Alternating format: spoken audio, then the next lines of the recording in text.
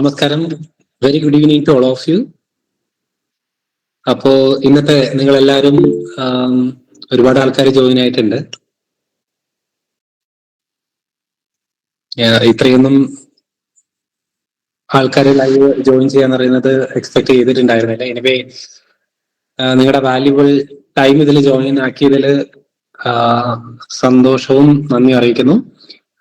And ഈ ഒരു session തുടങ്ങുന്നതിന്റെ തൊട്ട് മുന്നേ I wanted to congratulate everyone. നിങ്ങൾ ചിലപ്പം ഡി എം എയുടെ ലിസ്റ്റിൽ മെജോറിറ്റി ആൾക്കാരും ഡി എം എയുടെ ലിസ്റ്റിൽ ഉൾപ്പെട്ടവരായിരിക്കാം. എനിക്ക് അങ്ങനെയാണ് തോന്നുന്നത്. മെജോറിറ്റി ആൾക്കാരും അങ്ങനെ തന്നെയായിരിക്കും. കുറച്ച് പേരൊക്കെ സെൻട്രൽ ഗവൺമെന്റ് എക്സാംസിനൊക്കെ പ്രിപ്പയർ ചെയ്യുന്ന ആൾക്കാരുണ്ട്. പിന്നെ anyway I wanted to congratulate everyone. നിങ്ങൾ ജോലി കിട്ടുമോ അല്ലെങ്കിൽ സപ്ലിമെന്ററി ലിസ്റ്റിലാണോ മെയിൻ ലിസ്റ്റിലാണോ ഇറ്റ് ഡസന്റ് മാറ്റർ. നിങ്ങൾക്ക് ആ ലിസ്റ്റിൽ വരാൻ പറ്റി എന്നുള്ളതാണ് ആദ്യത്തെ കാര്യം. ഓക്കെ, അപ്പോ പിന്നെ നിങ്ങൾ മെയിനായിട്ട് ഇന്റർവ്യൂവിന് വേണ്ടിയിട്ടുള്ള ഡി എം ഇയുടെ ഇന്റർവ്യൂവിന് വേണ്ടിയിട്ടുള്ള പ്രിപ്പറേഷനാണ് മെയിനായിട്ട് ജോയിൻ ചെയ്തത്. പിന്നെ ബാക്കിയുള്ള കുറച്ച് സെൻട്രൽ ഗവൺമെന്റിലൊക്കെ ഇന്റർവ്യൂ നടത്തുന്നത് കുറച്ച് ഇൻസ്റ്റിറ്റ്യൂട്ടുകൾ മാത്രമാണ്. കാരണം നമ്മുടെ ഒരു 2015 തൊട്ടിട്ട് നമ്മുടെ സെൻട്രൽ ഗവൺമെന്റ് എക്സാംസിനൊന്നും തന്നെ ഇന്റർവ്യൂ ഇല്ല. പക്ഷെങ്കിൽ ഡി എം ഇയുടെ ഇന്റർവ്യൂ ഇപ്പൊ അടുത്താണ് നമുക്ക് കാണാനിടയായത്. തൊട്ട് മുന്നേ ഉണ്ടായിരുന്നു, പക്ഷെങ്കിൽ അതിന് ശേഷം പിന്നീട് ഇന്റർവ്യൂ ഉണ്ടായിരുന്നില്ല. എന്തായാലും എല്ലാവർക്കും കൺഗ്രാറ്റുലേഷൻസ്. ഞാനിവിടെ ഇന്റർവ്യൂവിനെ പറ്റിയിട്ട് ഡീറ്റെയിൽഡ് ആയിട്ട് പറയാൻ വേണ്ടിയിട്ട് റിയാസ് സാറിനെ നമുക്ക് വെൽക്കം ചെയ്യാം. Very good evening to all. കേൾക്കാവോ ഞാൻ പറയുന്നത്? ആദ്യമായിട്ട് ഇന്റർവ്യൂ ഷെഡ്യൂളിൽ വന്നിരിക്കുന്ന പല ആളുകളും മെയിൻ ലിസ്റ്റിൽ വന്നിട്ടുണ്ടായിരിക്കും, അല്ലെങ്കിൽ സപ്ലിമെന്ററി ലിസ്റ്റിലായിരിക്കും വന്നിട്ടുണ്ടായിരിക്കുക. എനിവേ, ഈ വർഷം മുതൽ ഇന്റർവ്യൂ ഉണ്ട് എന്നുള്ളത് ആ ഒരു ഇൻഫർമേഷൻ തന്നെയാണ് എല്ലാ സൈഡിനകത്തുനിന്നും കിട്ടിയിട്ടുള്ളത്. അപ്പോൾ നിങ്ങൾക്ക് ഇങ്ങനെ ഒരു ഇൻട്രോഡക്ടറി പാർട്ട് അല്ലെങ്കിൽ ഒരു ക്ലാസ് എന്ന് വെച്ച് കഴിഞ്ഞാൽ how to prepare for interview എന്നുള്ള രീതിക്ക് ചെയ്യാൻ വേണ്ടിയിട്ട്, അല്ലെങ്കിൽ നിങ്ങൾക്കൊരു ഇൻട്രോഡക്ടറി ക്ലാസ്സിന് വേണ്ടിയിട്ട് ഞങ്ങളെ സ്വാഗതം ചെയ്തിട്ടുള്ള ആൽപൈൻ ഇൻസ്റ്റിറ്റ്യൂട്ട് ഞങ്ങളുടെ നന്ദി അറിയിക്കുകയാണ്. നിങ്ങൾക്കറിയാം, നിങ്ങൾ എല്ലാ ആളുകളും ലിസ്റ്റിൽ വന്നിരിക്കുന്ന ആളുകൾ തന്നെയാണെന്നാണ് എൻ്റെ പ്രതീക്ഷ. ഇതിനകത്ത് ഏതെങ്കിലും PSC ഇന്റർവ്യൂ അറ്റൻഡ് ചെയ്തിട്ടുള്ള ആളുകളുണ്ടെന്നെങ്കിൽ ഒന്ന് കൈവക്കാവോ, അല്ലെങ്കിൽ എനി കൈൻഡ് ഓഫ് ഇന്റർവ്യൂ, ഇപ്പോൾ പ്രൈവറ്റിലാണെന്നുണ്ടെങ്കിലും അല്ലെങ്കിൽ ഓക്കെ, ഒന്ന് കമന്റ് ചെയ്യാവോ? എത്ര പേര് കേരള PSCയുടെ അല്ലെങ്കിൽ സെൻട്രൽ എക്സാമിന്റെ ഇന്റർവ്യൂ അറ്റൻഡ് ചെയ്തിട്ടുണ്ടോ എന്നുള്ളത് ജസ്റ്റ് ഒന്ന് കമന്റ് ചെയ്യാവോ? യെസ്, DHS 2000 റീസെന്റ് ആയിട്ടുള്ളതാണോ? 2023 okay, fine. Okay, first exam IIMSന് 2024 ഇന്റർവ്യൂ ഉണ്ടായിരുന്നു. ജസ്റ്റ് സർട്ടിഫിക്കറ്റ് വെരിഫിക്കേഷൻ മാത്രമല്ലായിരുന്നു, ഒരു ക്വസ്റ്റ്യൻ ചോദിച്ചിട്ടുണ്ടായിരുന്നു. Fine, okay. എനിവേ, ഇതില് പല ആളുകളും പുതുതായിട്ട് PSCയില് അല്ലെങ്കിൽ ഒരു ഇന്റർവ്യൂവിൽ അറ്റൻഡ് ചെയ്യാൻ പോകേണ്ട ആളുകളായിരിക്കും. നമുക്കൊരു ജസ്റ്റ് ഒരു കമ്പാരിസൺ നോക്കാം, എങ്ങനെയാണ് ഇന്റർവ്യൂ നമ്മുടെ ടോട്ടൽ റിസൾട്ടിനെ ബാധിക്കുക എന്നുള്ളത്. കാരണം DME സംബന്ധിച്ച് 2013 നോട്ടിഫിക്കേഷനാണ് ആദ്യം വന്നിട്ടുണ്ട്. ഫസ്റ്റ് DME വിളിക്കുന്ന 2013 നോട്ടിഫിക്കേഷനാണ്. അതിന്റെ എക്സാം നടന്നത് 2014 ഏപ്രിലാണെന്ന് തോന്നുന്നു. റിസൾട്ട് വന്നത് 2015 ഇന്റർവ്യൂ നടക്കുന്നത്. ദെൻ 2017 ഒരു DMEയുടെ എക്സാം നടന്നു. അതുപോലെ തന്നെ 2021 ഒരു DMEയുടെ എക്സാം നടന്നു. അങ്ങനെ മൊത്തം 3 എക്സാംസ് ആണ് ഇതുവരെ കഴിഞ്ഞിട്ടുള്ളത്. 4ാമത്തെ എക്സാംസിന്റെ ഇന്റർവ്യൂ ആണ് ഇപ്പൊ കോൾ ഫോർ ചെയ്തിട്ടുള്ളത്. ആദ്യത്തെ DME 2013 DMEക്ക് നമുക്ക് ഇന്റർവ്യൂ ഉണ്ടായിരുന്നു. പക്ഷെ അതിനുശേഷമുള്ള 2017 2021 DME എക്സാമിന് ഇന്റർവ്യൂ ഇല്ലായിരുന്നു. നിങ്ങളത് ശ്രദ്ധിച്ചിട്ടുണ്ടാവുമെന്ന് പ്രതീക്ഷിക്കുന്നു. അതിനകത്ത് വന്നിരിക്കുന്ന ഒരു കമ്പാരിസൺ, കാരണം പല ആളുകളും ഭയങ്കര ആൻഷ്യസ് ആയിട്ട് ഉള്ള, നമുക്ക് പരിചയമുള്ള പല കുട്ടികളും തന്നെ ഇന്റർവ്യൂവിൽ വന്നിട്ടുണ്ട്, അല്ലെങ്കിൽ ലിസ്റ്റിൽ വന്നിട്ടുണ്ട്. ഇനി ഇന്റർവ്യൂ എങ്ങനെ ആയിരിക്കും ഭയങ്കരമായിട്ട് ആൻഷ്യസ് ആയിട്ടുള്ള ആളുകളുണ്ട്. ആൻഡ് ഒബിവിയസ്ലി വേറെ കുറച്ച് ആൾക്കാരുണ്ട്, ഇന്റർവ്യൂ ഒക്കെ അതൊന്നും വലിയ കാര്യമില്ല, ജസ്റ്റ് ചെല്ലുക, അവരെന്തെങ്കിലും ചോദിക്കുക, അതിന് ആൻസർ പറയുക, പോരുക, അങ്ങനെയുള്ള ആ ഒരു ഭയങ്കര എന്താ പറയാ, ഒരു സില്ലി ആയിട്ട് എടുത്തിട്ടുള്ള ആളുകളും ഉണ്ടായിരിക്കാം മേ ബി. രണ്ടും പാടില്ല എന്ന് വെച്ച് കഴിഞ്ഞാൽ ഒരുപാട് നമ്മൾ ആൻഷ്യസ് ആവാനും പാടില്ല, എന്നാൽ ടൂ സില്ലി ആയിട്ട് നമ്മൾ ചെയ്യാനും പാടില്ല. കാരണം രണ്ടിനും ഇമ്പോർട്ടന്റ് ആയിട്ടുള്ള ഒരു ഏരിയയാണ്. അത് നമ്മുടെ ഫസ്റ്റ് DME കമ്പാരിസൺ കാണുമ്പോൾ നിങ്ങൾക്ക് മനസ്സിലാവും എങ്ങനെയാണ് അത് വന്നിട്ടെന്നുള്ളത്. ആൻഡ് ഇപ്പോ DHS-ഉം IMS എക്സാമിനും പോയിട്ടുള്ള എല്ലാ ഇന്റർവ്യൂവിനും പോയിട്ടുള്ള ആളുകളോട് നിങ്ങൾക്ക് ഒരു ഫോം തന്നായിരുന്നു അവർ ഫില്ല് ചെയ്യാൻ വേണ്ടിയിട്ട്, ഒരു ബയോഡാറ്റ ഫോം തന്നിരുന്നു സർ. യെസ്, വന്നിരുന്നു. ഓക്കെ. അതിലൊക്കെ എന്താന്ന് വെച്ച് കഴിഞ്ഞാല് എല്ലാം നമുക്കത് ഡിസ്കസ് ചെയ്യാം എന്താന്നുള്ളത്. ഓക്കെ, അപ്പൊ നമുക്കൊരു ജസ്റ്റ് ഒരു കമ്പാരിസൺ അവര് ഈ പറയുന്ന കാര്യങ്ങൾ ചോദിച്ചിട്ടുള്ളതെന്നുള്ളത് ഞാൻ ആദ്യമേ പറഞ്ഞു നിങ്ങളോട്. 2013 2017 2021 അത് ലാസ്റ്റ് 2025 നമുക്ക് DME-യുടെ 4 എക്സാംസ് ആണ് നമുക്ക് നടന്നിട്ടുള്ളത്. First, second exam, third, fourth, അങ്ങനെ 4 എക്സാംസ് ആണ് നമുക്ക് നഴ്സിംഗ് ഓഫീസേഴ്സിന്റെ DME-യുടെ എക്സാംസ് ആയിട്ട് നടന്നിട്ടുള്ളത്. അതിൽ ഫസ്റ്റ് മാത്രമാണ് നമുക്ക് ഇന്റർവ്യൂ ഉണ്ടായിരുന്നത്. നമുക്കറിയാം, നിങ്ങൾക്ക് നമ്മൾ ടോട്ടലി പറയുകയാണെന്നുണ്ടെങ്കിൽ ടോട്ടൽ ആയിട്ടുള്ള ഇപ്പൊ നമുക്ക് 100 മാർക്കിലായിരുന്നു നിങ്ങൾക്ക് എക്സാം ഉണ്ടായിരുന്നത്. പക്ഷെ നമുക്ക് ഇന്റർവ്യൂ ഉള്ള സമയത്ത് ആ 100 മാർക്കിനെ 80-ലേക്കായിട്ട് കൺവേർട്ട് ചെയ്യും. 80-ലേക്കായിട്ട് കൺവേർട്ട് ചെയ്തിട്ട് ബാക്കി 20 മാർക്സ് വരുന്നത് 80 മാർക്സ് എന്ന് പറയുന്നത് നിങ്ങൾക്ക് വരുന്ന 80 മാർക്സ് എന്ന് പറഞ്ഞാൽ 80% ആണ് കേട്ടോ. അതെന്ന് പറയുന്നത് നമുക്ക് റിട്ടൺ എക്സാമിന്റെ മാർക്ക് അല്ലെങ്കിൽ 80% ആയിരിക്കും. ബാക്കി 20 മാർക്സിനായിരിക്കും നമുക്ക് ടോട്ടൽ ആയിട്ട് ഇന്റർവ്യൂ വരുന്നത്. 20 മാർക്സിന് ഇതില് 8 മാർക്ക് എന്ന് പറയുന്നത്, ശ്രദ്ധിക്കുക, 8 മാർക്ക് എന്ന് പറയുന്നത് യൂഷ്വലി ഒരാൾക്ക്, അതായത് 40% മാർക്ക് എന്ന് പറയുന്നത് യൂഷ്വലി 8 മാർക്കിന് താഴെ ആർക്കും വരാറില്ല. 8 മാർക്കിൽ താഴെ വന്നു എന്നുണ്ടെങ്കിൽ അതിന്റെ അർത്ഥം ഇന്റർവ്യൂ ഫെയിൽ ആയി എന്നുള്ളതാണ്. അപ്പൊ അതുകൊണ്ട് ഒരിക്കലും ഒരാൾക്കും 8 മാർക്കിൽ താഴത്തില്ല. 8 മാർക്ക് എന്ന് പറയുന്നത് മിനിമം. നിങ്ങൾ ചുമ്മാ ചെന്ന് നിങ്ങളുടെ പേര് പറഞ്ഞു കഴിഞ്ഞാലും, ഇപ്പൊ ഇന്റർവ്യൂ വെരിഫിക്കേഷൻ ഓൾറെഡി കഴിഞ്ഞുകൊണ്ടിരിക്കുന്ന ഇന്റർവ്യൂവിനെ വിളിച്ച് എന്താ പേര് എന്ന് ചോദിക്കും, നമ്മുടെ കാര്യങ്ങൾ ചോദിക്കും. നിങ്ങളുടെ കാര്യങ്ങൾ മാത്രം പറഞ്ഞാലും ചിലപ്പോൾ നിങ്ങൾക്ക് 8 9 മാർക്ക് നമുക്ക് കിട്ടും. മാക്സിമം മാർക്ക് എന്ന് പറയുന്നത്, വോയിസ് ബ്രേക്ക് ആവുന്നുണ്ട് എന്റെ. No sir. Okay. Maximum mark എന്ന് പറയുന്നത് നമുക്ക് അപ് ടു എ മാക്സിമം. നിങ്ങൾ ഇനി ഭയങ്കര ബ്യൂട്ടിഫുൾ ആയിട്ട് നിങ്ങൾ ആൻസർ പറഞ്ഞു, നന്നായിട്ട് പ്രസന്റ് ചെയ്തു, നല്ല രീതിയിൽ നിങ്ങൾ ഭയങ്കര കോൺഫിഡൻസോടെ ചെയ്തു എന്ന് വിചാരിക്കാം. നിങ്ങൾക്ക് മാക്സിമം കിട്ടാവുന്ന മാർക്ക് എന്ന് പറയുന്നത് ഒരു 15 മാർക്കൊക്കെ ആയിരിക്കും നമുക്ക് മാക്സിമം നമുക്ക് അതിനകത്തുനിന്ന് കിട്ടുന്ന മാർക്ക് എന്ന് പറയുന്നത്. ഒരു 14 to 15 മാർക്സ് ആയിരിക്കും കിട്ടുന്നത്. അപ്പൊ 8 മാർക്ക് എന്ന് പറയുന്നത് വളരെ മിനിമൽ ആയിട്ട് കിട്ടുന്നതാണ്. അതേപോലെ തന്നെ ഒരു 14 to 15 മാർക്സ് എന്ന് പറയുന്നത് നമുക്ക് വളരെ കോമൺ, വളരെ ഹയസ്റ്റ് ആയിട്ട് കിട്ടുന്നതാണ്. ഞാൻ ആദ്യത്തെ നമ്മുടെ 2013 ഇത് എന്ന് പറയുന്നത് 2013 നടന്ന, അതായത് 2013 വിളിച്ച കാറ്റഗറി നമ്പർ 068/2013, അതായത് 2014 നടന്ന മെഡിക്കൽ എഡ്യൂക്കേഷൻ ഡിപ്പാർട്ട്മെന്റിൽ നടന്നിരിക്കുന്ന സ്റ്റാഫ് നേഴ്സ് ഗ്രേഡ് 2 എക്സാംസിന്റെ ഫൈനൽ റിസൾട്ട് ആണ് ഇത് വന്നിരിക്കുന്നത്. അപ്പൊ ഇവിടെ നിങ്ങൾ നോക്കുക, ഇവിടെ നിങ്ങൾക്ക് ടെസ്റ്റ് റിസൾട്ട്, അതായത് നമുക്ക് റിട്ടൺ എക്സാമിന് കിട്ടിയതൊക്കെ ഇരിക്കുന്ന മാർക്കാണ് ഈ പറയുന്ന ഫസ്റ്റ് ടെസ്റ്റ് എന്ന് പറയുന്നത്. രണ്ടാമത് ഇവിടെ കാണിച്ചിരിക്കുന്നതാണ് നിങ്ങൾക്ക് ഇന്റർവ്യൂ എന്ന് പറയുന്ന മാർക്ക്. ചെറിയ ഫോണ്ടാണ്, ഫോട്ടോ ആയതുകൊണ്ടാണ് അങ്ങനെ വന്നിട്ടുള്ളത്. ഓക്കെ, ഇതിൽ നിങ്ങൾ നോക്കുക, ഇത് കണ്ടില്ലേ, ഫസ്റ്റ് റാങ്ക് വന്നിരിക്കുന്ന ആളെന്ന് പറയുന്നത് ആദ്യത്തെ 2 പേര്, അത് നിങ്ങൾ ലാസ്റ്റ് ഇവിടെ കണ്ടിട്ടുണ്ട് SP എന്ന് പറഞ്ഞിട്ട്, അത് സ്പോർട്സ് കോട്ടയാണ്. കോട്ടയിൽ വന്നിരിക്കുന്ന ആളുകളാണ്, സ്പെഷ്യൽ കോട്ട വഴി വന്നിരിക്കുന്ന, അതായത് നാഷണൽ ഇവന്റ്സിലോ അല്ലെങ്കിൽ ദേശീയ ഗെയിംസിലോ ഇന്റർനാഷണൽ ഇവന്റ്സിലോ ഒക്കെ പങ്കെടുത്തിരിക്കുന്ന ആളുകൾക്ക് സ്പോർട്സ് കോട്ട വഴിയുണ്ട്. 3ാമത് റാങ്ക് വന്നിരിക്കുന്ന ആളുടെ മാർക്ക് നിങ്ങൾ നോക്കുക. അദ്ദേഹത്തിന് റിട്ടൺ എക്സാമിന് കിട്ടിയിരിക്കുന്ന മാർക്ക് എന്ന് പറയുന്നത് 75 മാർക്കാണ്. 75 മാർക്കാണ് അദ്ദേഹത്തിന് റിട്ടൺ എക്സാമിന് കിട്ടിയിരിക്കുന്ന മാർക്ക്. 10 മാർക്കാണ് അദ്ദേഹത്തിന് ഇന്റർവ്യൂവിന് കിട്ടിയിരിക്കുന്നത്. അപ്പൊ അദ്ദേഹത്തിന്റെ ടോട്ടൽ മാർക്ക് എന്ന് പറയുന്നത് 85 ആണ്. 85 മാർക്കാണ്. അപ്പൊ നിങ്ങൾ നോക്കുക, 10 മാർക്ക്, അത്രയും റിട്ടൺ എക്സാമിന് അത്രയും മാർക്ക് കിട്ടിയിട്ടും അദ്ദേഹത്തിന് 10 മാർക്കാണ് ഇന്റർവ്യൂവിന് കിട്ടിയിട്ടുള്ളത്. 4ാമതായി വന്നിരിക്കുന്ന ജിൻസ് ജോസ് എന്ന് പറയുന്ന വ്യക്തിയുടെ മാർക്ക് നിങ്ങൾ നോക്കുക. അദ്ദേഹത്തിന് റിട്ടൺ എക്സാമിന് കിട്ടിയിരിക്കുന്ന മാർക്ക് 68.67 മാർക്കാണ്. 68.67 മാർക്കാണ് അദ്ദേഹത്തിന് കിട്ടിയിരിക്കുന്നത്. പക്ഷേ അദ്ദേഹം ഇന്റർവ്യൂവിന് ഇപ്പൊ ഞാൻ ഈ തന്നിരിക്കുന്ന ഏകദേശം ഒരു 18ഓളം പേരിൽ ഏറ്റവും കൂടുതൽ സ്കോർ ചെയ്തിരിക്കുന്നത്, ഏറ്റവും ടോപ്പ് മാർക്ക് ഈ നടന്ന ഇന്റർവ്യൂവിൽ ഏറ്റവും ടോപ്പ് മാർക്ക് എന്ന് പറയുന്നത് 14 മാർക്കായിരുന്നു കേട്ടോ. 15 ആർക്കും ഇല്ല എന്നാണ് ഞാൻ ഒരു ഒറ്റനോട്ടത്തിൽ എനിക്ക് നോക്കിയപ്പോൾ എനിക്ക് മനസ്സിലാക്കാൻ കഴിഞ്ഞത്. 2 പേർക്കാണ് 14 മാർക്ക് കിട്ടിയിട്ടുള്ളത്. കിട്ടിയിട്ടുള്ളത്. അതില് ജിൻസ് ജോസ് എന്ന് പറയുന്ന അദ്ദേഹത്തിന്റെ റിട്ടൺ എക്സാമിന്റെ മാർക്ക് എന്ന് പറയുന്നത് 68.67 ആണ്. പക്ഷെ അദ്ദേഹത്തിന് 14 മാർക്ക് ഇന്റർവ്യൂവിന് കിട്ടിയത് കൊണ്ട് അദ്ദേഹം 4ാം റാങ്കിലെത്തി. 5ാം റാങ്കിന്റെ മാർക്ക് നിങ്ങൾ നോക്കുക, റിട്ടൺ എക്സാമിന് 69 ഉണ്ട്. അതേപോലെ തന്നെ 6th റാങ്കിന് 68 ഉണ്ട്.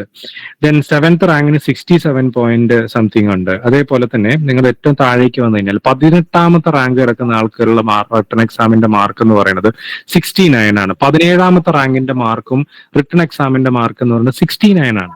അപ്പൊ ജിൻസ് ജോസ് എന്ന് പറയുന്ന അദ്ദേഹത്തിന്റെ റിട്ടൺ എക്സാമിന്റെ മാർക്ക് എന്ന് പറയുന്നത് 68.67 ആണെങ്കിൽ കൂടെയും അദ്ദേഹത്തിന് 14 മാർക്ക് റിട്ടൺ ഇന്റർവ്യൂവിന് കിട്ടിയത് കൊണ്ട് ഇവിടെ 18ാമതോ അല്ലെങ്കിൽ 17ാമതോ വന്നിരിക്കേണ്ട ആളെന്ന് പറയുന്നത് നേരെ അങ്ങോട്ട് കയറി 4ാമത്തെ റാങ്കിലേക്ക് കയറി. അത് രണ്ടാമത്തെ കാറ്റഗറി, ഞാൻ നേരത്തെ പറഞ്ഞ രണ്ടാമത്തെ കാറ്റഗറി ആൾക്കാരോട് പറയാനുള്ളതാണ്. നിങ്ങൾ ഇതിനെ സില്ലി ആയിട്ട് എടുക്കരുത്. കാരണം ഒരു മാർക്ക് DME എന്ന് പറയുന്നത് നിങ്ങൾക്കറിയാം സ്റ്റേറ്റ് വൈഡ് ലിസ്റ്റ് ആണ്. അതായത് കേരളത്തിൽ എത്ര പേര് എഴുതിയിട്ടുണ്ടോ അവരെല്ലാവരും ഒറ്റ ലിസ്റ്റിൽ വരുന്ന ഒരു ലിസ്റ്റ് ആണെന്ന് പറയുന്നത് സ്റ്റേറ്റ് വൈഡ് ലിസ്റ്റ് ആണ് DME എന്ന് പറയുന്നത്.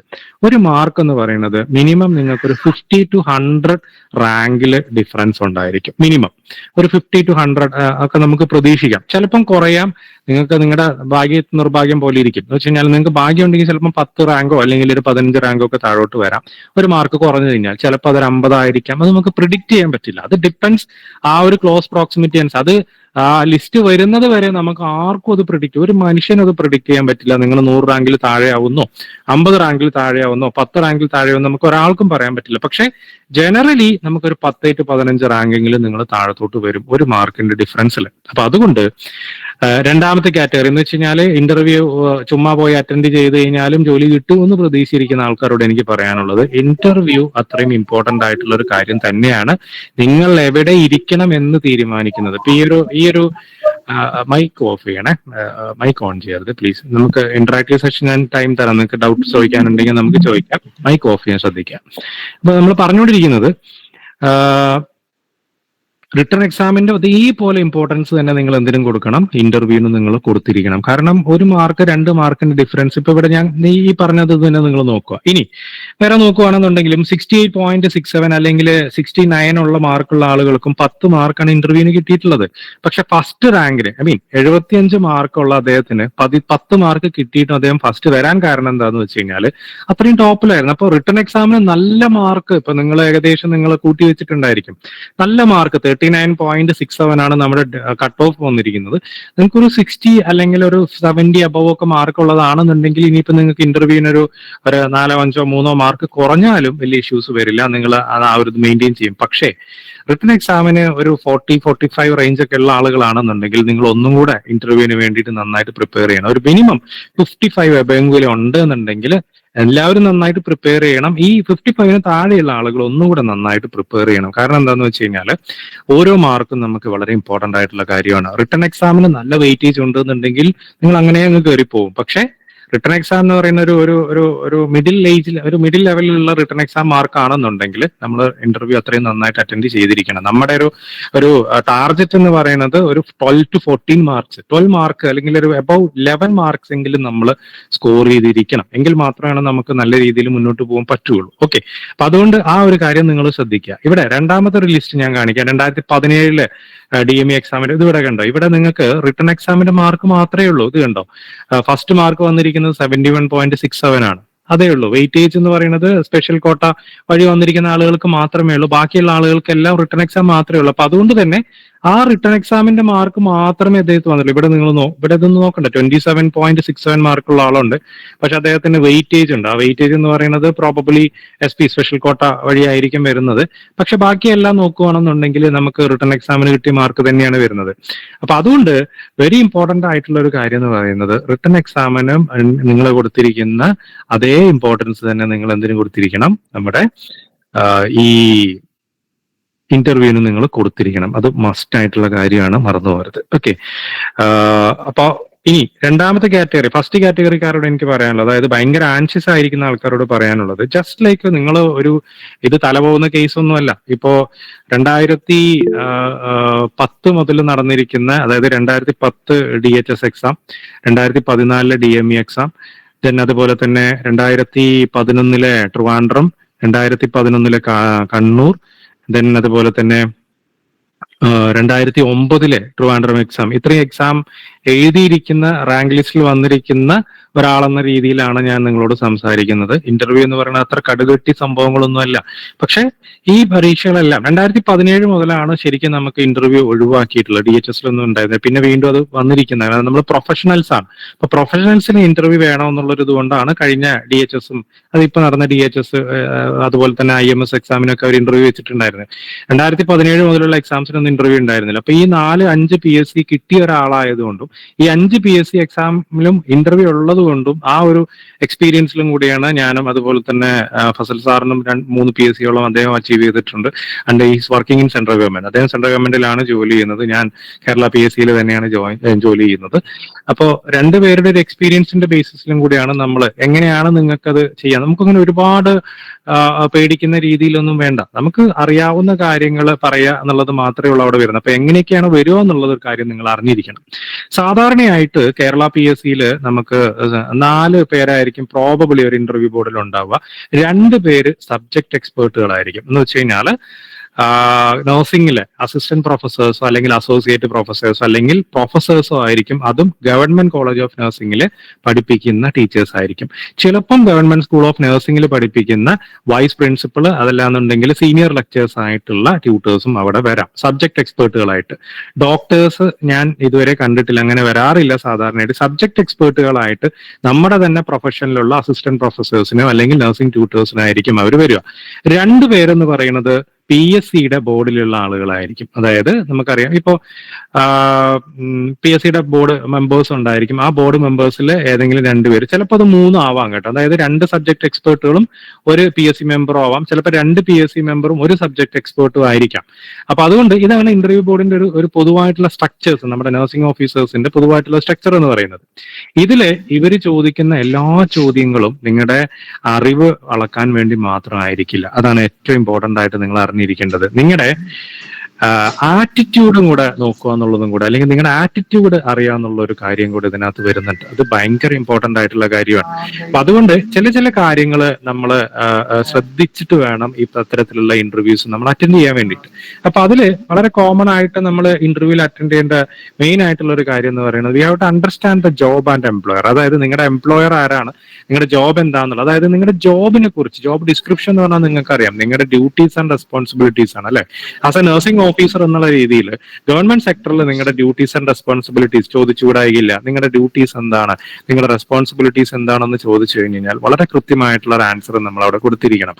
അതെന്ന് പറയുന്നത് nothing but direct patient care ആണ്. DMA-യിൽ ഡയറക്റ്റ് പേഷ്യന്റ് കെയർ ആണ്. പേഷ്യന്റ് കെയർ മാത്രമല്ല, DMA ആയതുകൊണ്ട് തന്നെ നഴ്സിംഗ് എഡ്യൂക്കേഷനും അതുപോലെ തന്നെ റിസർച്ചിനും ഇമ്പോർട്ടൻസ് ഉണ്ട്. അപ്പൊ അതുകൊണ്ട് അങ്ങനെ ഒരു നിങ്ങളുടെ ജോബ് ഡിസ്ക്രിപ്ഷൻ എന്താണ് എന്നുള്ളൊരു ചോദ്യം വരുവാണെന്നുണ്ടെങ്കിൽ നിങ്ങൾക്ക് വളരെ കൃത്യമായിട്ട് പറയാം, സാർ നമ്മുടെ പ്രൈം ഇമ്പോർട്ടൻസ് അല്ലെങ്കിൽ നമ്മുടെ പ്രൈം ഡ്യൂട്ടി എന്ന് പറയുന്നത് ഡയറക്റ്റ് പേഷ്യന്റ് കെയർ തന്നെയാണ്. അതുകൂടാണ്ട് മെഡിക്കൽ എഡ്യൂക്കേഷനും റിസർച്ച് സംബന്ധമായിട്ടുള്ള കാര്യങ്ങളിലും കൂടെ ആസ് എ നഴ്സ് എന്നുള്ള രീതിയിൽ ഞങ്ങൾക്ക് ഞങ്ങളുടേതായിട്ടുള്ള കോൺട്രിബ്യൂഷൻ നൽകാൻ കഴിയുമെന്ന് വളരെ വ്യക്തമായി പറഞ്ഞാൽ അതിന്റെ ആൻസറായി. അത്ര സാധാരണയായിട്ട് ചോദിക്കുള്ളൂ. അപ്പൊ നമ്മുടെ ജോബ് എന്താണ്, ആസ് എ നഴ്സ് എന്നുള്ള രീതിയിൽ DME-യിൽ നിങ്ങൾ എന്ത് ജോലി ചെയ്യണം, അല്ലെങ്കിൽ നിങ്ങളുടെ എംപ്ലോയർ ആരാണ് എന്നുള്ള രീതിയിൽ ചോദ്യം ചോദിക്കുകയാണെങ്കിൽ നിങ്ങൾ ഗവൺമെന്റ് ഓഫ് കേരളയുടെ കീഴിൽ ഡയറക്ടറേറ്റ് ഓഫ് മെഡിക്കൽ എഡ്യൂക്കേഷൻ ഡിപ്പാർട്ട്മെന്റിന്റെ കീഴിൽ വരുന്ന നഴ്സിംഗ് ഓഫീസേഴ്സ് ആയിട്ടാണ് നിങ്ങൾ വരുന്നത്. മൈക്ക് ഓഫ് ചെയ്യണം ദയവ് ചെയ്തിട്ട്. സോ ഓർത്തിരിക്കുക ഈ ഒരു കാര്യം.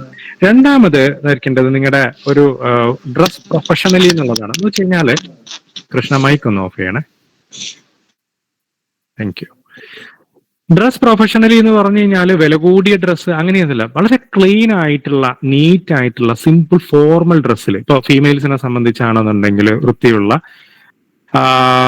ചുരിദാറോ ഒക്കെ ആയിട്ട് നമുക്ക് പോവാം. ചുരിദാർ ഫോർമൽ ഡ്രസ്സ് എന്ന് പറഞ്ഞു കഴിഞ്ഞാൽ അതിന്റെ അർത്ഥം നിങ്ങൾ കോട്ടും ടൈ ഇട്ട് പോകണമെന്നല്ല. നിങ്ങൾക്ക് ഇഷ്ടമുള്ള കംഫർട്ടബിൾ ആയിട്ടുള്ള ഡ്രസ്സ് ഇടാം. പക്ഷേ ബെറ്റർ നമ്മളൊരു ഫോർമൽ ഡ്രസ്സിൽ പോകുന്ന നല്ല ഒരു ചുരിദാറോ അങ്ങനെ എന്തെങ്കിലുമൊക്കെ ആയിട്ട് പോകും. അതേപോലെ തന്നെ മിനിമൽ ആക്സസറീസ് ഒക്കെ നമ്മൾ യൂസ് ചെയ്യുക. അതൊക്കെ ചിലപ്പം നമ്മുടെ മേ ബി അതൊക്കെ അഫക്ട് ചെയ്യാം, മേ ബി. അതായത് ഡിപ്പെൻസ് ആണ്. എന്ന് വെച്ച് കഴിഞ്ഞാൽ ഈ ഇന്റർവ്യൂ ബോർഡിൽ ഇരിക്കുന്ന ആളുകൾക്ക് സബ്ജക്റ്റീവ്സ് ആയിട്ടുള്ള ഫീലിങ്സ് ഉണ്ടായിരിക്കാം, മേ ബി.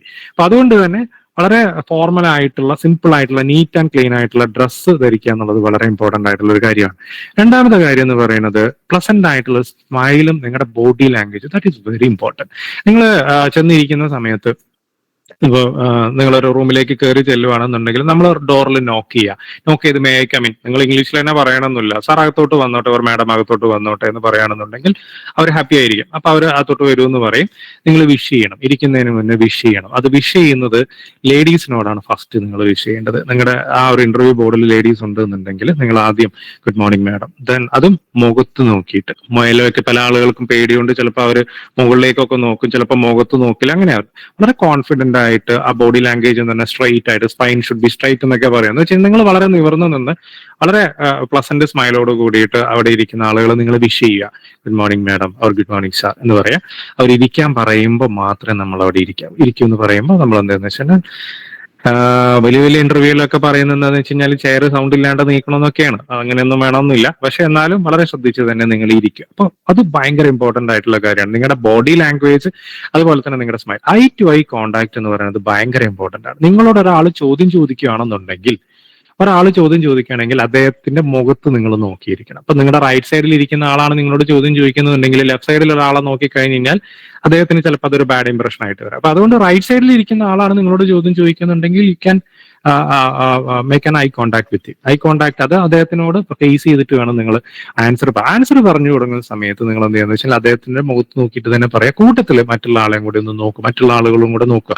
കാരണം നിങ്ങൾ ഈ പറയുന്ന 4 പേരിലും ഇൻട്രസ്റ്റഡ് ആണെന്നുള്ളൊരു ഇംപ്രഷൻ വരാൻ വേണ്ടിയിട്ട് നമുക്കത് ഉപകാരപ്പെടും. ഓക്കെ, അപ്പോൾ വളരെ പ്ലസന്റ് ആയിട്ടുള്ള സ്മൈലി ഫേസോട് കൂടിയിട്ട് തന്നെ നിങ്ങൾ കയറി ചെല്ലുക, കോൺഫിഡന്റ് ആയിട്ടുള്ള ബോഡി ലാംഗ്വേജ് പറയുക. പിന്നെ വരുന്ന സംഭവമാണ് ഭയങ്കര ഇമ്പോർട്ടന്റ് ആയിട്ടുള്ള കാര്യമാണ് എസെൻഷ്യൽ ആയിട്ടുള്ള ഡോക്യുമെന്റ്സ് എന്തായാലും സർട്ടിഫിക്കറ്റ് വെരിഫിക്കേഷന്റെ സമയത്ത് നിങ്ങൾ ചെയ്തതായതുകൊണ്ട് പ്രോബബ്ലി നമുക്ക് നമ്മുടെ ഇന്റർവ്യൂ ബോർഡിലെ ആളുകൾ നോക്കില്ല. എന്നാലും നിങ്ങളുടെ കയ്യിൽ നിങ്ങളുടെ സർട്ടിഫിക്കറ്റ്സ് കാര്യങ്ങളൊക്കെ ഉണ്ടായിരിക്കണം. അത് ഫ്രം ദ ബിഗിനിങ് എന്ന് വെച്ച് കഴിഞ്ഞാൽ SSLC +2 നഴ്സിംഗിന് പഠിച്ചിരിക്കുന്ന degree certificate, registration certificate or diploma certificate, whatever, നിങ്ങളുടെ 3 വർഷത്തെ 4 വർഷത്തെ മാർക്ക് ലിസ്റ്റ്, അതേപോലെ തന്നെ റിസർവേഷൻ ഉണ്ടെന്നുണ്ടെങ്കിൽ ആ റിസർവേഷൻ തെളിയിക്കുന്ന സർട്ടിഫിക്കറ്റ്, ID പ്രൂഫ്, ഇത്രയും കാര്യങ്ങൾ അവിടെ ഉണ്ടായിരിക്കണം.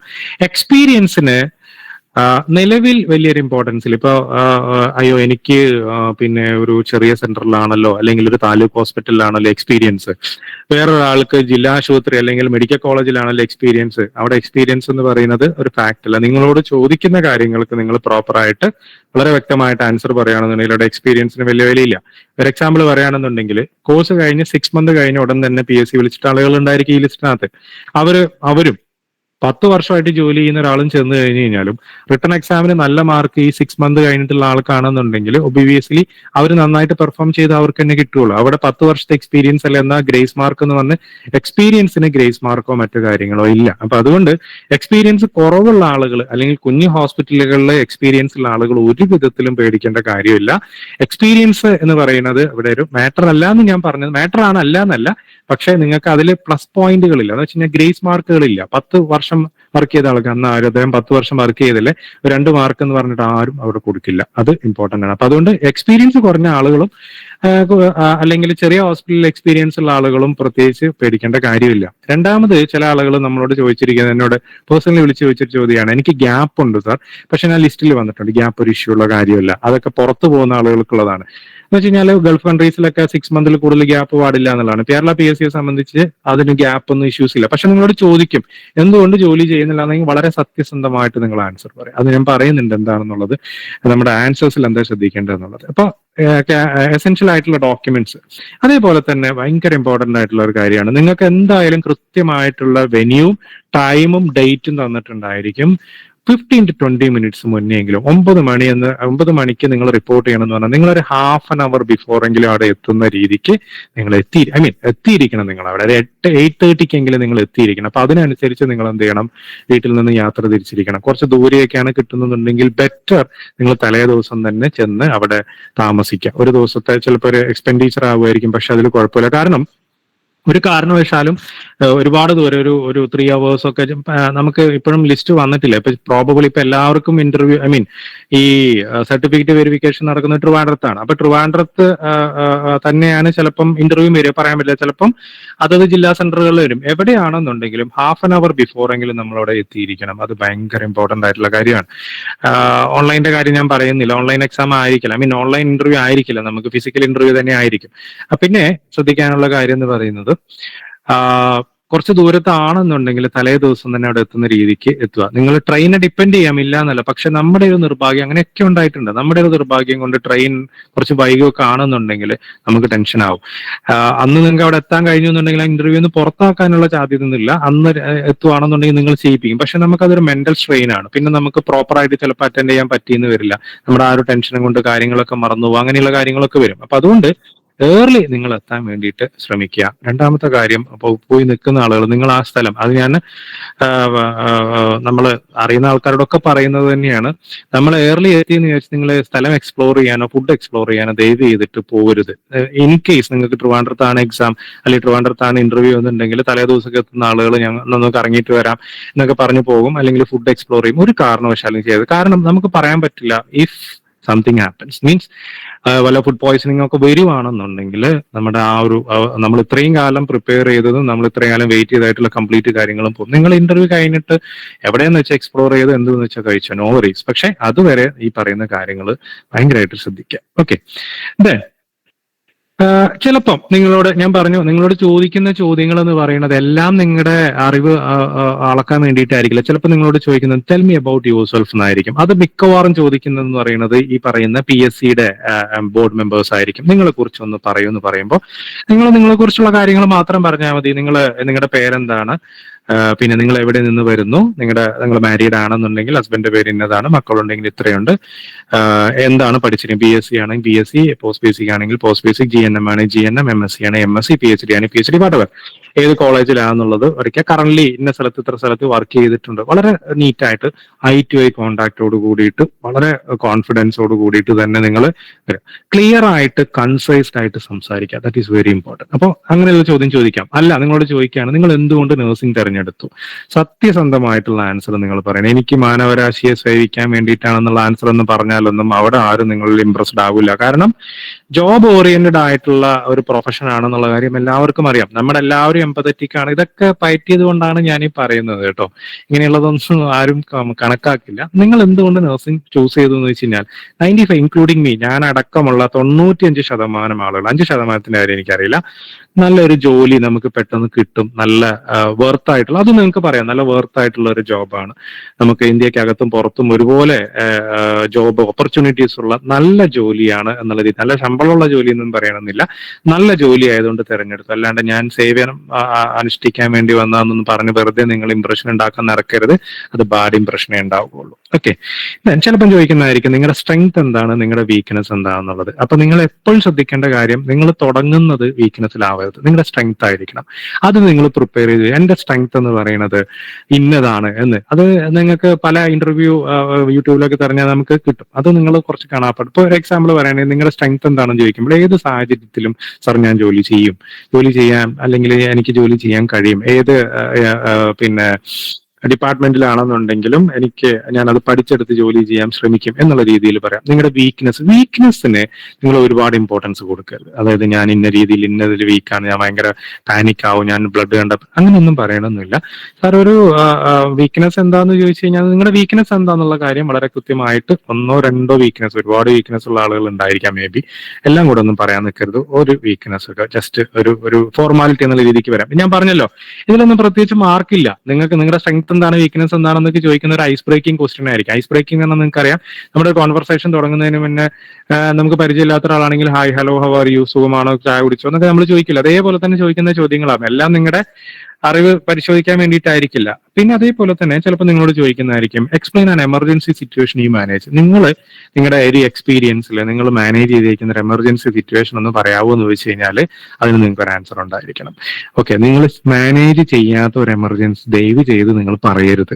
കാരണം അവിടെ ഇരിക്കുന്ന ആളുകൾ എന്ന് പറയുന്നത് സബ്ജക്ട് എക്സ്പേർട്ടുകളായിരിക്കും. ഓക്കെ, ആ എക്സ്പേർട്ടുകൾ എന്ന് പറയുന്നത് ഇതെല്ലാം പയറ്റി തെളിഞ്ഞു വന്നിട്ടുള്ള ആളുകളായിരിക്കും. എസ്പെഷ്യലി കുറച്ചു കാലം ക്ലിനിക്സിലൊക്കെ വർക്ക് ചെയ്ത് നല്ല എക്സ്പീരിയൻസോട് കൂടിയിട്ട് MSc ഒക്കെ കഴിഞ്ഞിട്ട് അസിസ്റ്റന്റ് പ്രൊഫസറായിട്ട് ഇരിക്കുന്ന ആളുകളാണെന്നുണ്ടെങ്കിൽ അവർക്ക് മനസ്സിലാവും നിങ്ങളുടെ ആൻസറിനകത്തുനിന്ന് നിങ്ങൾ അത് ചെയ്തിട്ടുണ്ടോ ഇല്ലയോ എന്നുള്ളത്. അപ്പൊ അതുകൊണ്ട് നിങ്ങൾ മാനേജ് ചെയ്തിരിക്കുന്ന ഏതെങ്കിലും ഒരു എമർജൻസി വളരെ ഇതായിട്ട്, സാറേ ഞങ്ങൾ ഇപ്പൊ ഒരു പ്രൈവറ്റ് ഒരു എക്സാമ്പിൾ പറയുകയാണെന്നുണ്ടെങ്കിൽ ഒരു ക്ലിനിക്കിൽ വർക്ക് ചെയ്യുന്ന ആൾ, ഒരു FHSCയിൽ ഇപ്പോൾ ഒരു NRSMലൊക്കെ ജോലി ചെയ്യുന്ന ആൾ, അല്ലെങ്കിൽ ഒരു വലിയ സെറ്റപ്പ് ഇല്ലാത്ത ഒരു ഹോസ്പിറ്റലിൽ ജോലി ചെയ്യുന്ന ഒരാൾ, നിങ്ങളൊരു മയോകാർഡിയൽ ഇൻഫാക്ഷൻ വന്നു. അപ്പൊ നിങ്ങൾ പറയണം സാർ ഞങ്ങൾക്ക് ഞാൻ മയോകാർഡിയൽ ഇൻഫാക്ഷൻ ഞാൻ മാനേജ് ചെയ്തിട്ടുണ്ട്. അപ്പൊ എന്തൊക്കെ മാനേജ്മെന്റ്? അപ്പൊ നിങ്ങൾ ആദ്യമേ പറഞ്ഞിട്ടുണ്ടായിരിക്കും എന്ത്, ഞാനൊരു ചെറിയ ക്ലിനിക്കിലാണ് ജോലി ചെയ്യുന്നത്. ഒരു ക്ലിനിക്കിൽ മാക്സിമം ചെയ്യാൻ പോകുന്ന കാര്യം എന്ന് പറയുന്നത് MI വന്നു കഴിഞ്ഞാൽ നിങ്ങൾ എല്ലാവരും കേട്ടിട്ടുണ്ടായിരിക്കും. പല ആളുകൾ ഓണം എന്ന് പറയും, മോണ എന്നൊക്കെ പറയും. മോർഫിൻ കൊടുക്കും, ഓക്സിജൻ കൊടുക്കും, നൈട്രോഗ്ലിസറിൻ കൊടുക്കും, ആസ്പിരിൻ കൊടുക്കും അല്ലെ. ഇത് നാലും കൊടുക്കുന്നു വിത്ത് ഓട്ടു സപ്പോർട്ടോട് കൂടിയിട്ട്. ചെറിയ സെന്റർ ആണെന്നുണ്ടെങ്കിൽ വലിയ സെന്ററിലേക്ക് നമ്മൾ എന്ത് ചെയ്യാൻ പോവാണ്, റെഫർ ചെയ്യാണ് ചെയ്യുക. അപ്പൊ നമ്മൾ ആദ്യം പറഞ്ഞിട്ടുണ്ടായിരിക്കും ഞാൻ ചെറിയ സെന്ററിലാണെന്നുള്ളത്. പക്ഷെ ഇങ്ങനെ ഒരു ചോദ്യം വരുമ്പോൾ ആവേശത്തിൽ പറയും സാർ ഞങ്ങൾ ലൈസ് എന്ന് പറയും. അപ്പോഴായിരിക്കും ചോദ്യം ചോദിക്കുന്നത് നിങ്ങൾ ചെറിയ സെന്ററിലല്ലേ, ചെറിയ സെന്ററിലേക്ക് ലൈസ് ചെയ്യുക എന്നുള്ളത്. ലൈസ് ചെയ്യില്ല എന്നുള്ള കാര്യം വളരെ വ്യക്തമായിട്ട് അറിയുന്ന ആളായിരിക്കും നിങ്ങളോട് ചോദിക്കുന്നത്. അപ്പൊ അതുകൊണ്ട് നിങ്ങൾ ചെയ്തിട്ടുള്ള എമർജൻസി സിറ്റുവേഷൻസ് മാത്രം പറയുക, അതാണ് ഏറ്റവും ഇമ്പോർട്ടന്റ്. ഇനി അതല്ല എന്നുണ്ടെങ്കിൽ നിങ്ങളുടെ ക്ലിനിക്കൽ സെറ്റിംഗ്സിൽ എമർജൻസി സിറ്റുവേഷൻ എന്ന് പറഞ്ഞു കഴിഞ്ഞാൽ മയോകാർഡിയൽ ഇൻഫാക്ഷൻസോ അതല്ലാന്നുണ്ടെങ്കിൽ കാർഡിയാക് അറസ്റ്റോ റെസിസിറ്റേഷൻ മാത്രമൊന്നുമല്ല, ഈവൻ എ സിമ്പിൾ വൂണ്ട്, ഒരു കുഞ്ഞു മുറിവായിട്ട് വന്നു കഴിഞ്ഞാൽ അതും ഒരു എമർജൻസി സിറ്റുവേഷൻ തന്നെയാണ്. ബ്ലീഡിങ് സ്റ്റോപ്പ് ചെയ്യുക എന്നുള്ളത്, അല്ലെങ്കിൽ ഒരു കുഞ്ഞു ബേൺസ് ആയിട്ട് വന്നു കഴിഞ്ഞാൽ എന്താണെന്നുണ്ടെങ്കിലും നിങ്ങൾ അങ്ങനെ ഒരു ചോദ്യം ചോദിക്കുകയാണെന്നുണ്ടെങ്കിൽ വളരെ സത്യസന്ധമായിട്ട് നിങ്ങൾ മാനേജ് ചെയ്തിരിക്കുന്ന എമർജൻസി കാര്യങ്ങൾ, ഇതൊക്കെ ഞാൻ ഒരു എക്സാമ്പിൾ ആയിട്ട് പറഞ്ഞു തന്നതാണ്. എന്ന് വെച്ച് കഴിഞ്ഞാൽ നമുക്ക് പറയാൻ പറ്റില്ല എങ്ങനെയാണ് ക്വസ്റ്റ്യൻസ് വരിക എന്നുള്ളത്. എന്നോട് ചോദിച്ചിരിക്കുന്ന ചോദ്യങ്ങളാണ് ഇപ്പൊ ഞാൻ ഇതിനകത്ത് നിങ്ങൾക്ക് കാണിച്ചു തരുന്നത്. ഇത് പല ഇന്റർവ്യൂസിലായിട്ട് ചോദിച്ചിട്ടുള്ള ചോദ്യമാണ്. Explain an emergency situation you manage എന്ന് ചോദിച്ചിട്ടുണ്ട്. ഞാൻ ആ സമയത്ത് മലപ്പുറം ജില്ലയിലെ മഞ്ചേരി ജില്ലാ ആശുപത്രിയിൽ കാഷ്വാലിറ്റിയിലാണ് ജോലി ചെയ്തിരുന്നത് ആസ് NRH, ഒരു ടെമ്പററി സ്റ്റാഫായിട്ട്. ആ സമയത്ത് ഞാൻ എമർജൻസി ആയിട്ട് മാനേജ് ചെയ്യുന്ന കേസ് എന്ന് പറയുന്നത് ഈ പറയുന്ന പോലെ തന്നെ MI ആയിരുന്നു. അതേപോലെ തന്നെ ഡോഗ് ബൈറ്റ്. ഞാൻ പിന്നെ ഡോഗ് ബൈറ്റും MI ഞാൻ മാനേജ് ചെയ്തിട്ടുണ്ട്. അപ്പൊ MIയുടെ മാനേജ്മെന്റ് ചോദിച്ചു, ഞങ്ങൾ പറഞ്ഞു ഞങ്ങൾ ലോഡിംഗ് ഡോസ് കൊടുക്കുന്നു. മോർഫിൻ പേഷ്യന്റ് ഭയങ്കര അജിറ്റേറ്റഡ് ആണെന്നുണ്ടെങ്കിൽ അണ്ടർ റെസ്പിറേറ്ററി സപ്പോർട്ടോട് കൂടിയിട്ട് കാർഡിയാക് മോണിറ്ററോട് കൂടിയിട്ട് ഞങ്ങൾ മോർഫിൻ കൊടുത്ത് പേഷ്യന്റിനെ സെഡേറ്റ് ചെയ്തിട്ട് we will shift the patient to ICCU. അവരവിടുന്ന് ലൈസ് ചെയ്യുന്നു. ഓക്കെ, അതാണ് നമുക്ക് അവിടുന്ന് അത് ചെയ്യാൻ പറ്റുള്ളൂ. അപ്പൊ എന്നോട് വേറെ ആൾ വെച്ച് ഡോഗ് ബൈറ്റിന് മാനേജ്മെന്റ് എന്താ. അപ്പൊ ഡോഗ് ബൈറ്റ് ഞാൻ മാനേജ് ചെയ്തുകൊണ്ട് എനിക്കത് വളരെ കൃത്യമായിട്ട് പറയാൻ കഴിഞ്ഞു. ERIG കൊടുക്കേണ്ട കേസ് ആയിരുന്നു, ടൈപ്പ് 1 ആണോ, ടൈപ്പ് 2 ആണോ, ടൈപ്പ് 3 ആണോ, അല്ലെ കാറ്റഗറി 1 ആണോ, 2 ആണോ, 3 ആണോ, ഇതൊക്കെ ചോദ്യം വന്നിട്ടുണ്ട്. അപ്പൊ അതുകൊണ്ട് ഡോഗ് ബൈറ്റ് ഒക്കെ പറയാണെന്ന് പറയാം നിങ്ങൾ മാനേജ് ചെയ്തിരിക്കുന്ന കേസ് ആണെങ്കിൽ മാത്രം. അല്ലെങ്കിൽ നിങ്ങൾക്ക് അത്രയും തിയറിറ്റിക്കൽ നോളജ് അതിനകത്ത് ഉണ്ടായിരിക്കണം. എങ്കിൽ മാത്രമേ നിങ്ങൾ വലിയ കാര്യങ്ങൾ പറയണമെന്നില്ല. നിങ്ങൾ മാനേജ് ചെയ്തിരിക്കുന്ന കാര്യങ്ങൾ പറഞ്ഞാൽ മതി. ഇങ്ങനെ ഒരു ക്വസ്റ്റ്യൻ വരികയാണെങ്കിൽ അതിന്റെ അർത്ഥം ഇതാണ്, ഷോർട്ട് ആയിട്ടുള്ള വളരെ ക്ലിയർ ആയിട്ടുള്ള പോസിറ്റീവ് ആൻസേഴ്സ് നമ്മൾ അവർക്ക് പറയാം. അതാണ് ഏറ്റവും ഇമ്പോർട്ടന്റ് ആയിട്ടുള്ള ഒരു കാര്യം, മറന്നു പോകരുത്. ഓക്കെ, ദെൻ കോൺഫിഡൻസോട് കൂടിയിട്ട് നിങ്ങൾ പറയുന്ന കാര്യങ്ങളിൽ ഭയങ്കര ക്ലാരിറ്റി ഉണ്ടായിരിക്കണം. Eye to eye contact very important ആണ്. നിങ്ങളോട് ഒരാൾ ചോദ്യം ചോദിക്കുകയാണെന്നുണ്ടെങ്കിൽ നിങ്ങൾ അവരോട് ഐ കോണ്ടാക്ട് മെയിൻറ്റെയിൻ ചെയ്തിരിക്കണം. അതൊരു ബേസിക് ഹ്യൂമൻ കമ്മ്യൂണിക്കേഷന്റെ പാർട്ടാണ് ഐ ടു ഐ കോണ്ടാക്ട് എന്ന് പറയുന്നത്. ഐ ടു ഐ കോണ്ടാക്ട് ഇല്ല എന്നുണ്ടെങ്കിൽ അതിന്റെ അർത്ഥം എന്താണ്? അവരിൽ നമ്മൾ ഇൻട്രസ്റ്റഡ് അല്ല എന്നുള്ളതാണ്. അപ്പൊ നിങ്ങൾ ഒരാളോട് സംസാരിക്കുമ്പോൾ അദ്ദേഹം നിങ്ങളോട് ഐ ടു ഐ കോണ്ടാക്ട് ഇല്ല എന്നുണ്ടെങ്കിൽ നിങ്ങൾക്ക് എന്ത് ഫീൽ ചെയ്യും?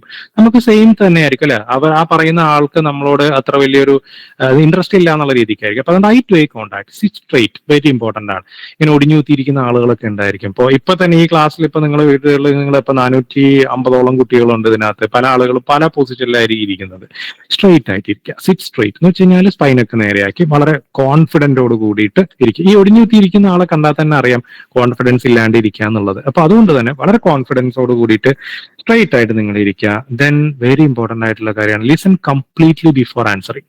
നിങ്ങളോടൊരു ചോദ്യം ചോദിക്കുകയാണെന്ന് വിചാരിക്കാം. നിങ്ങൾ ആ ചോദ്യം കഴിയുന്നതിന് മുന്നേ എന്ത് ചെയ്യാൻ പാടില്ല? നമ്മൾ അവരെ ഇന്ററപ്റ്റ് ചെയ്യാൻ പാടില്ല. അതാണ് പ്രൊഫഷണൽ കമ്മ്യൂണിക്കേഷൻ. നമ്മളെല്ലാവരും കമ്മ്യൂണിക്കേഷൻ പഠിക്കുന്ന ആളുകളാണ്, കമ്മ്യൂണിക്കേഷൻ ടെക്നിക്സ് പഠിക്കുന്ന ആളുകളാണ്, പ്രൊഫഷണൽസ് ആണ്. സോ അവർ നമ്മളോട് ചോദിക്കുന്ന ചോദ്യങ്ങൾ കംപ്ലീറ്റ് ആയതിനു ശേഷം മാത്രമേ നിങ്ങൾ എന്ത് ചെയ്യാവൂ? ആൻസർ പറയാവൂ. Listen completely before answering. അവരെ നമ്മൾ ഇന്ററപ്റ്റ് ചെയ്യാൻ പാടില്ല.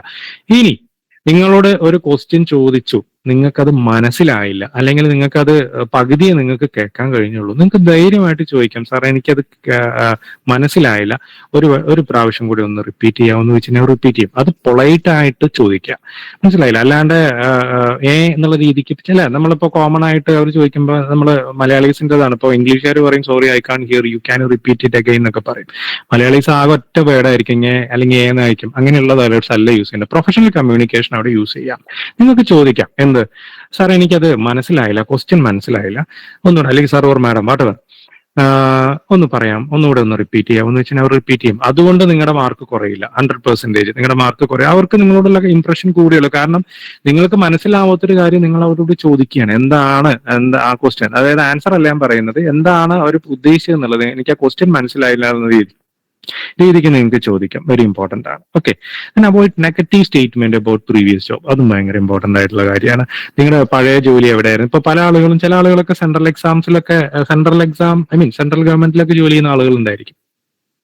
അവരോട് ചോദിക്കും, എന്നോട് ചോദിച്ചിട്ടുള്ളതാണ്. ഞാൻ കേരള PSC ജോയിൻ ചെയ്യുന്നതിന് മുന്നേ സെൻട്രൽ ഗവൺമെന്റിലായിരുന്നു ജോലി ചെയ്തിരുന്നത്. എന്നോട് ചോദിച്ചു, എന്തുകൊണ്ടാണ് നിങ്ങൾ അവിടെ വിടുന്നത് എന്ന് ചോദിച്ചപ്പോൾ എനിക്ക് പറയാൻ ഒരുപാട് 100,000 ഉണ്ടല്ലോ. ആദ്യത്തെ ഇന്റർവ്യൂവിൽ ഞാൻ നന്നായിട്ട് നെഗറ്റീവ്സ് വന്നത്. പിന്നെ ഈ കാര്യങ്ങളൊക്കെ മനസ്സിലായതിനു ശേഷമാണ്, പിന്നെ അതായത് നിങ്ങളുടെ ജോബ് അവിടെ ഭയങ്കര സ്ട്രെസ്സാണ്, ഭയങ്കരമൊക്കെ പേഷ്യന്റ് ലോഡാണ്, പിന്നെ ലാംഗ്വേജ് ഇഷ്യൂസ്, നമ്മുടെ ലാടല്ലാതെ ഇത് ഒന്നും പറയേണ്ട ആവശ്യമില്ല. ജസ്റ്റ് നിങ്ങൾക്ക് എന്താണ് ഫീൽ ചെയ്യുന്നത്, നെഗറ്റീവ്സ് പറയാണ്ടിരിക്കുക എന്നുള്ളത് വെരി ഇമ്പോർട്ടന്റ് ആണ്. ഇപ്പോൾ സാറേ എനിക്ക് ഇപ്പോൾ ഗൾഫിൽ ഇപ്പൊ ചിലപ്പം ചോദിക്കുന്ന ചോദ്യം ഇതായിരിക്കും, ഗൾഫിലൊക്കെ ജോലി ചെയ്യുന്നത്, എന്തുകൊണ്ടാണ് നിങ്ങൾ ഗൾഫ് ജോലിയൊക്കെ വിട്ടു വരുന്നത്, 2-3 ലക്ഷം രൂപ സാലറി ഉള്ള ജോലിയിൽ എന്നൊക്കെ ചോദിക്കുകയാണെങ്കിൽ നിങ്ങൾക്ക് പറയാം, സാർ എനിക്ക് നാട്ടിൽ ജോലി ചെയ്യുന്നതിനോടായിരുന്നു താല്പര്യം, അപ്പൊ ജോബ് കിട്ടുകയാണെങ്കിൽ ഞാൻ ഇങ്ങോട്ടേക്ക് വരും എന്നുള്ള രീതിക്ക് ആണ് ക്ലിയർ ആയിട്ട് നിങ്ങൾ ആൻസർ പറയേണ്ടത്. അല്ലാണ്ട് ഗൾഫിൽ ഭയങ്കര ചൂടാണ്, അറബികൾ അല്ലെങ്കിൽ UK US ഒന്നും പറയേണ്ട കാര്യമില്ല. നെഗറ്റീവ്സ് നിങ്ങൾ പറയരുത്, അത് നിങ്ങളെ കുറിച്ച് ബാഡ് ഇംപ്രഷൻസ് ഉണ്ടാക്കും. ഓക്കെ, അപ്പൊ പ്രീവിയസ് ജോബ്സിനെ കുറിച്ചിട്ട് നിങ്ങളോട് ചോദിക്കുകയാണെങ്കിൽ നിങ്ങൾ പറഞ്ഞാൽ മതി, സാർ എനിക്ക് നാട്ടിൽ ജോലി ചെയ്യാനായിരുന്നു താല്പര്യം, ഇതുവരെ PSC എഴുതിയിട്ടില്ലായിരുന്നു, ഇപ്പൊ PSC എഴുതി ലിസ്റ്റിൽ വന്നു, അപ്പൊ കിട്ടുവാണെങ്കിൽ ഞാൻ നാട്ടിലേക്ക് ഷിഫ്റ്റ് ചെയ്യും. ബാക്കി നിങ്ങൾ പിന്നെ വരുന്നുണ്ടോ ഇല്ലയോ എന്നുള്ളതൊന്നും അവർ നോക്കാൻ പോകുന്നില്ല, അവരത് ചെയ്യാനും പോകുന്നില്ല. അപ്പൊ അതുകൊണ്ട് പ്രീവിയസ് ജോബ്സിനെ കുറിച്ചിട്ട് നെഗറ്റീവ് ആയിട്ടുള്ള കമന്റ്സ് പറയാണ്ടിരിക്കുക. Then use professional communication. Very very important. Communication ആണ് പകുതിയിൽ കൂടുതലും നമുക്ക് ഈ പറയുന്ന ഇന്റർവ്യൂസിൽ നമുക്ക് നീഡ്ഫുൾ ആയിട്ട് വരേണ്ടത്. അതായത് നിങ്ങൾ ചോദിക്കുന്ന ചോദ്യങ്ങൾ വളരെ ക്ലിയർ ആയിട്ട് പൊളൈറ്റ് ആയിട്ട് നിങ്ങൾ ആൻസർ പറയുക. ദെൻ നിങ്ങൾക്ക് അറിയാത്ത കാര്യം, അതാണ് ഏറ്റവും കൂടുതൽ ആളുകൾ ശ്രദ്ധിക്കേണ്ടത്. നിങ്ങൾക്ക് ഒരു ചോദ്യം ചോദിച്ചു നിങ്ങളോട്, നിങ്ങൾക്കത് അറിയില്ല എന്നുണ്ടെങ്കിൽ നിങ്ങൾ പിന്നെ നമ്മൾ മലയാളത്തിൽ സാധാരണ പറയാറുണ്ട്, പിന്നെ ഒന്നും നോക്കില്ല ഞാനങ്ങ് തള്ളി. പല ആളുകളും ഇനി നിങ്ങൾ ഇന്റർവ്യൂ ഒക്കെ കഴിഞ്ഞ് ഇങ്ങനെ ഇരിക്കുന്ന സമയത്ത് തമാശ ആയിട്ട് പറയുന്നതായിരിക്കും, പക്ഷെ അത് അവിടെ സീരിയസ് ആയിട്ട് അവർ എടുത്തിട്ടുണ്ടായിരിക്കും. അവർക്കറിയാം നിങ്ങൾ പറയുന്നത് ശരിയല്ല എന്നറിയാം, പക്ഷെ അവർ ശരിയല്ല എന്ന് അങ്ങനെ പറയില്ല. എനിക്കൊന്നും അറിയില്ലായിരുന്നു, പിന്നെ ഒന്നും നോക്കില്ല ഞാനങ്ങ് തള്ളി എന്ന് പറയും. തള്ളാൻ നിൽക്കരുത്. നിങ്ങൾക്ക് അറിയാത്ത കാര്യങ്ങൾ നിങ്ങൾക്ക് പറയാം.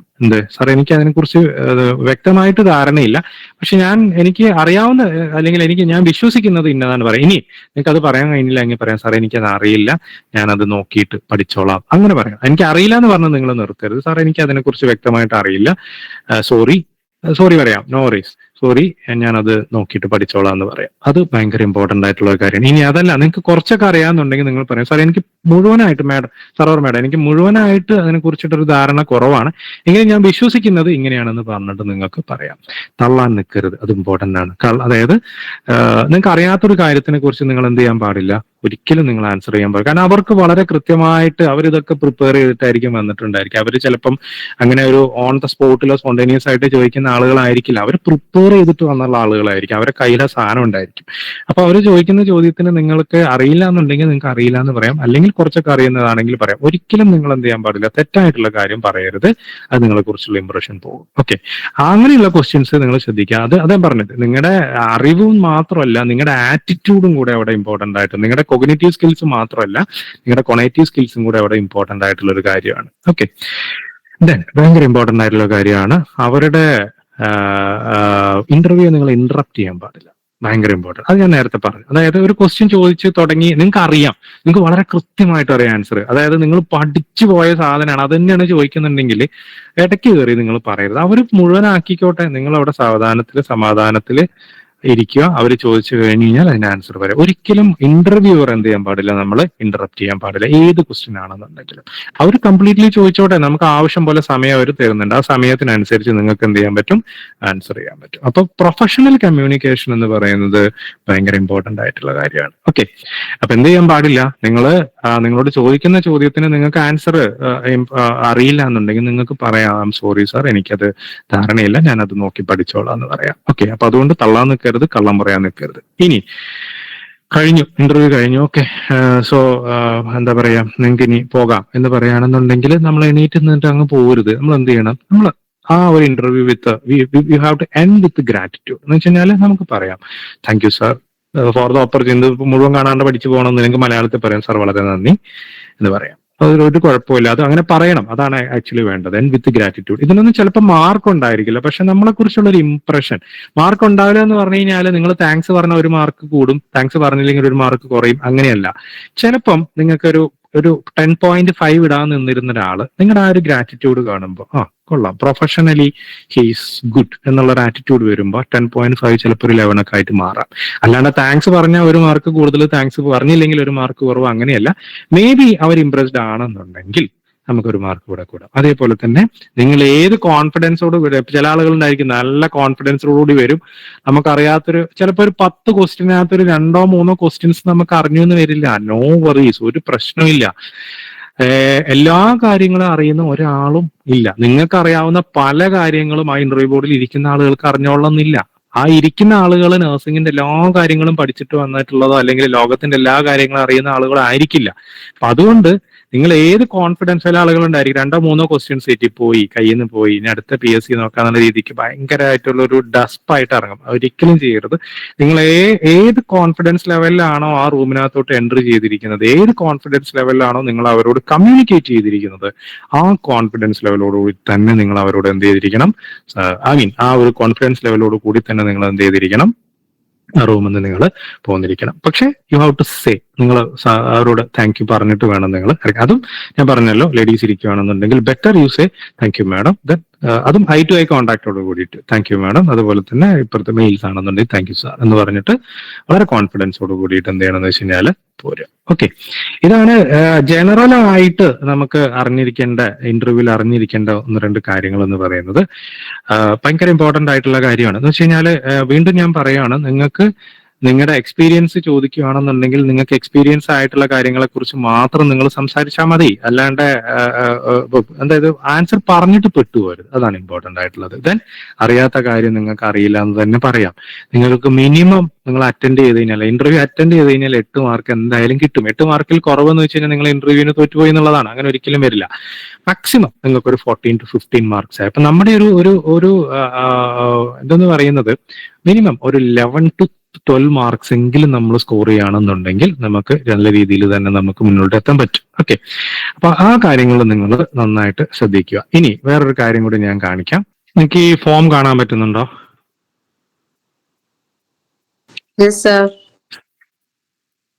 ഇതാണ് നമുക്ക് ഇന്റർവ്യൂവിന് ചെല്ലുന്ന സമയത്ത് നിങ്ങൾക്ക് തരുന്ന ഫോം എന്ന് പറയുന്നത്. അപ്പൊ ആ ഫോമില് നിങ്ങളുടെ നെയിം ഓഫ് പോസ്റ്റ് ഉണ്ടായിരിക്കും.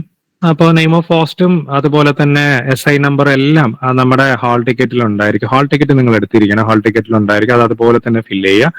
നിങ്ങളുടെ പേരും അതുപോലെ തന്നെ അഡ്രസ്സും ഹാൾ ടിക്കറ്റിൽ എങ്ങനെയാണോ അതുപോലെ തന്നെ നിങ്ങൾ ഫില്ല് ചെയ്യണം.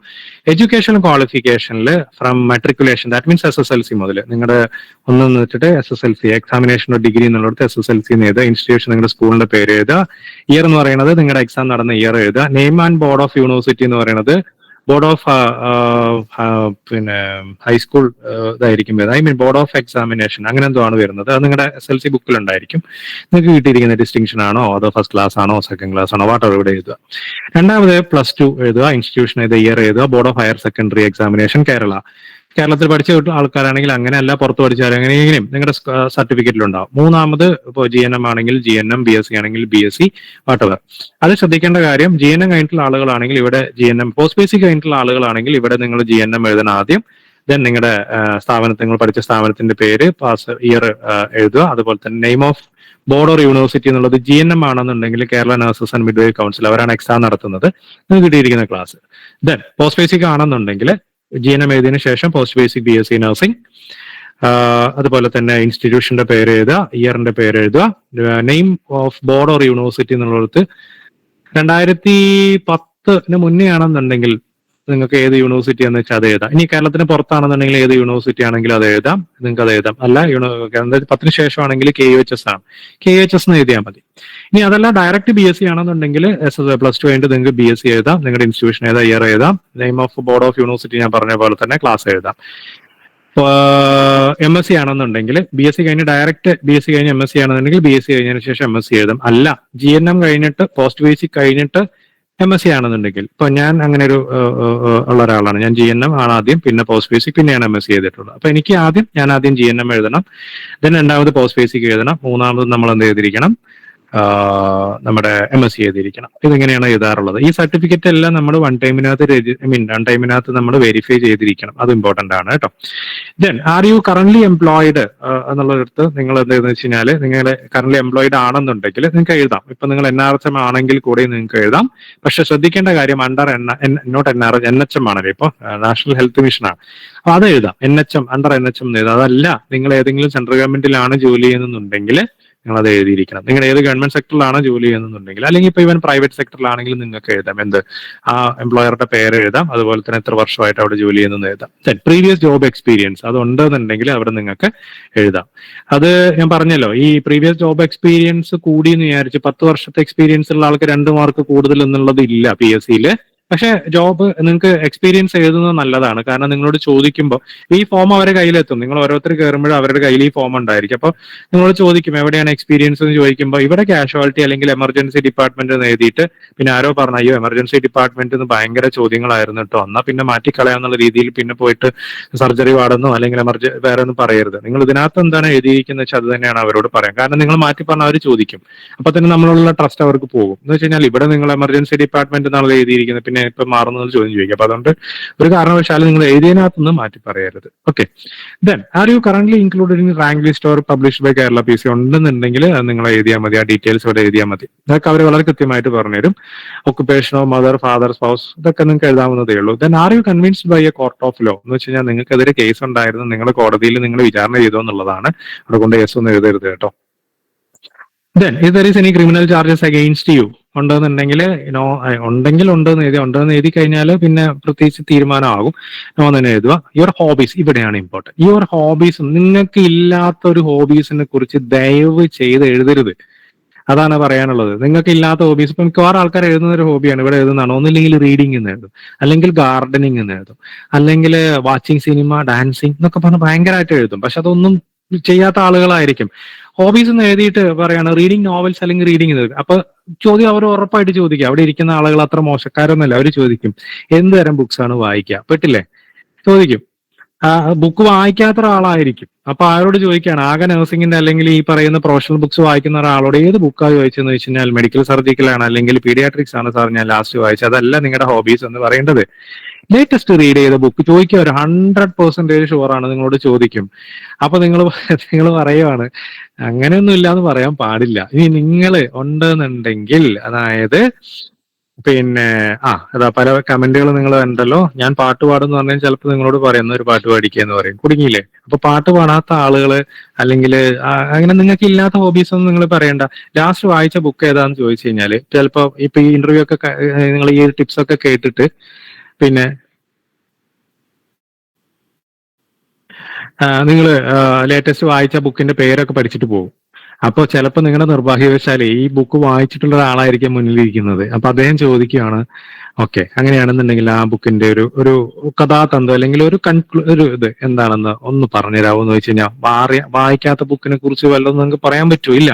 അപ്പൊ അതുകൊണ്ട് ഭയങ്കര ഇമ്പോർട്ടന്റ് ആയിട്ടുള്ള ഒരു കാര്യമാണ് എന്ത്, നിങ്ങൾക്ക് അറിയാവുന്ന ഹോബീസ്, നിങ്ങൾ ചെയ്ത ഹോബീസ് മാത്രം നിങ്ങൾ പറഞ്ഞാൽ മതി. നിങ്ങൾ വായിക്കാത്ത ബുക്കിനെ കുറിച്ച് നിങ്ങൾ പറയണ്ട.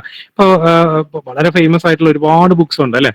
അപ്പൊ ഇനി അഥവാ നിങ്ങൾ വായിക്കുന്ന ആളാണെന്നുണ്ടെങ്കിൽ നിങ്ങൾ ലാസ്റ്റ് വായിച്ചിരിക്കുന്ന ആളെടുത്ത് എന്താന്ന് വെച്ച് കഴിഞ്ഞാല് എന്ത് ചെയ്യാൻ പറ്റും, നിങ്ങൾ അത് വായിച്ചിട്ട് നോക്കുക. ഓക്കെ. ഡാൻസ് ചെയ്യാനൊന്നും പറഞ്ഞോളന്നില്ല, പക്ഷെ ഡാൻസിന്റെ കാര്യങ്ങൾ ചിലപ്പോൾ നിങ്ങളോട് ചോദിക്കാം. ഇപ്പൊ നിങ്ങളോട് ചോദിക്കുകയാണ് നിങ്ങൾ ഡാൻസ് പ്രൊഫഷണലി ട്രെയിൻഡ് ആണോ? നിങ്ങൾ പ്രൊഫഷണലി ട്രെയിൻഡ് ആയിരിക്കില്ല. നിങ്ങൾ പറയണോ ഞാൻ പ്രൊഫഷണലി ട്രെയിൻഡ് ആണ്. അങ്ങനെയാണെങ്കിൽ മുദ്രകളൊന്ന് പറഞ്ഞു കഴിഞ്ഞാൽ കുടുങ്ങിയില്ലേ നിങ്ങൾ? അപ്പൊ അപ്പുറത്തിരിക്കുന്ന ആള് ചിലപ്പോൾ എന്തായിരിക്കും, പ്രൊഫഷണലി ട്രെയിൻഡ് ആയിട്ടുള്ള ആളായിരിക്കും.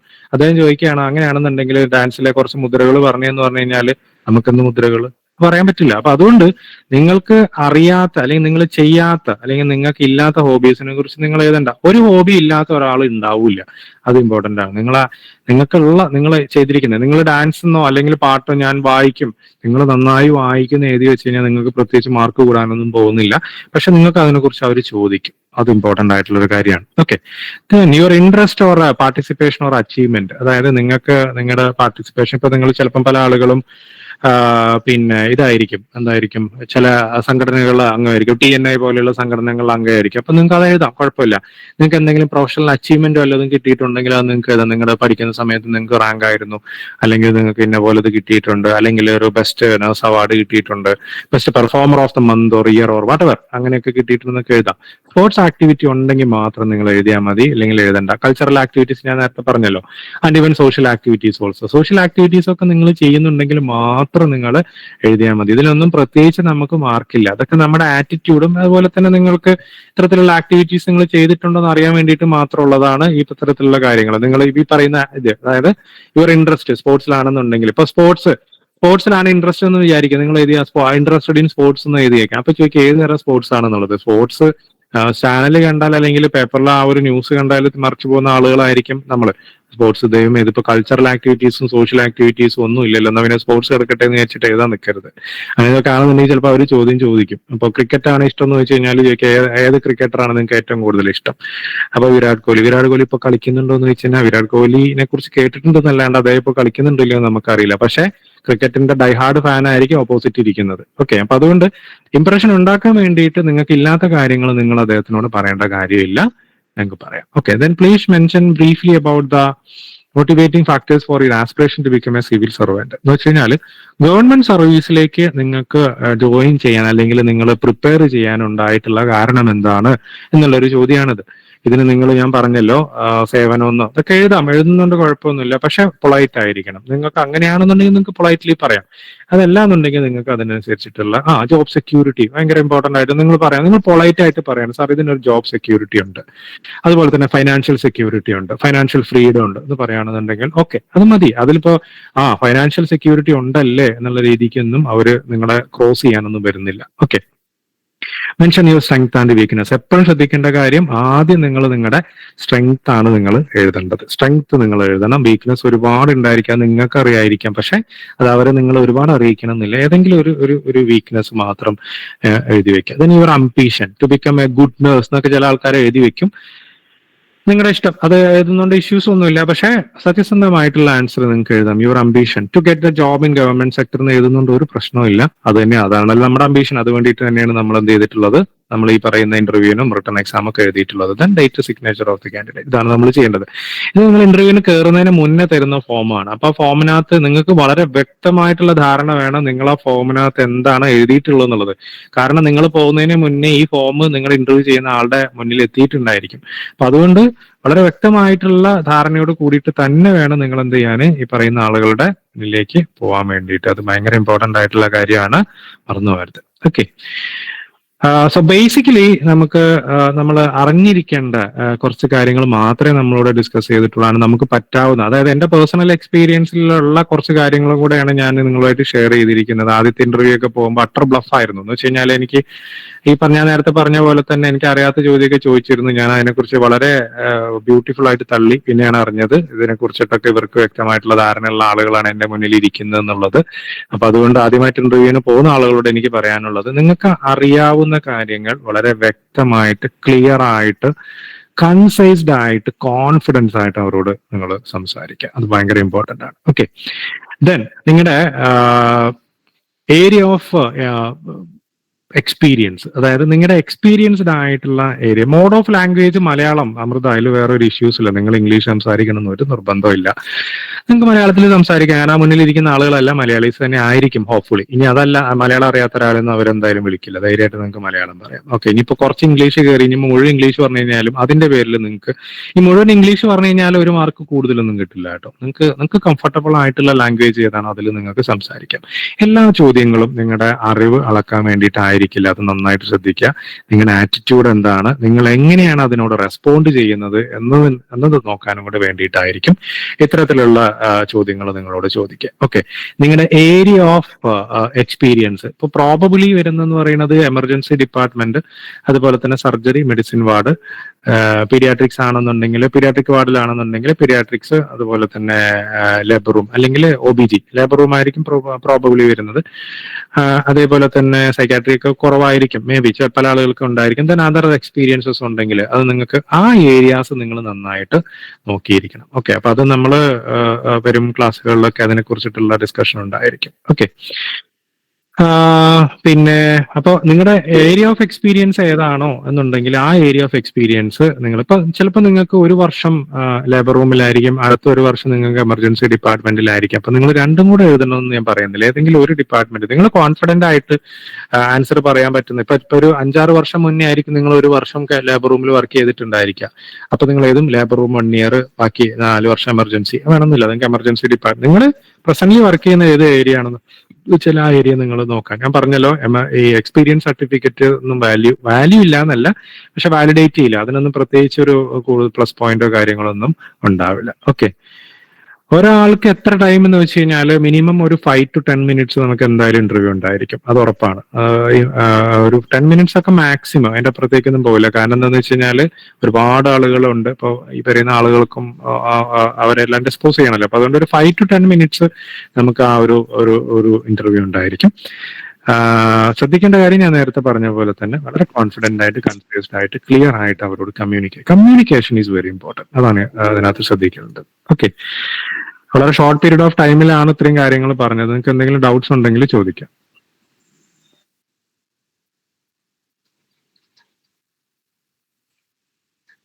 സർ, ഇന്റർവ്യൂ എന്നായിരിക്കും ഏകദേശം അറിയാൻ പറ്റുമോ? അയ്യോ, അത് അറിയില്ല. അതായത് കേരള PSCയുടെ സൈറ്റിനകത്ത് വന്നിരിക്കുന്ന ഡിസംബർ മാസത്തിലെ ഷെഡ്യൂളിൽ നിലവിൽ ഇപ്പോൾ നഴ്സിംഗ് ഓഫീസേഴ്സിന്, staff nurse grade 2 interview schedule വന്നിട്ടില്ല. Okay sir, thank you.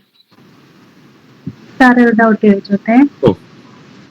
സാറേ, എന്റെ കല്യാണം കഴിഞ്ഞ ശേഷം ഞാൻ ജോലിക്ക് പോയിട്ടേ ഇല്ല, 13 വർഷമായി. ഓക്കെ, പക്ഷെ അതൊരു പ്രശ്നമാണോ? ഒരു പ്രശ്നമല്ല. താങ്കള് റിട്ടൺ എക്സാം ക്ലിയർ ചെയ്തതല്ലേ? അതെ. താങ്കളോട് ചോദിക്കും ഈ 13 വർഷമായിട്ട് എന്തുകൊണ്ട് ജോലിക്ക് പോയില്ല എന്നുള്ള ഒരു ചോദ്യം ചോദിക്കുമ്പോൾ അതിന് ജസ്റ്റിഫൈ ചെയ്യുന്ന ഒരു ആൻസർ താങ്കൾ പ്രിപ്പയർ ചെയ്ത് വെച്ചാൽ മതി. ഓക്കെ, 13 വർഷം എനിക്ക് ഗ്യാപ്പ് ഉണ്ട്, അതുകൊണ്ട് ഞാൻ പുറകിലായി പോകും, അങ്ങനെയൊന്നുമില്ല. നിങ്ങളോട് ചോദിക്കുന്ന ചോദ്യങ്ങൾക്ക് നിങ്ങൾ കറക്റ്റ് ആയിട്ട് അവരെ കൺവിൻസ് ചെയ്യുന്ന രീതിയിൽ നിങ്ങൾ ആൻസർ പറയുകയാണെന്നുണ്ടെങ്കിൽ നോ വറീസ്. ഓക്കെ, ഷോർട്ട് ലിസ്റ്റുകാരെ എന്തായാലും ഇന്റർവ്യൂവിന് വിളിക്കും. അതിന് വേണ്ടിയിട്ടാണല്ലോ ഷോർട്ട് ലിസ്റ്റ് ഇട്ടിട്ടുള്ളത്.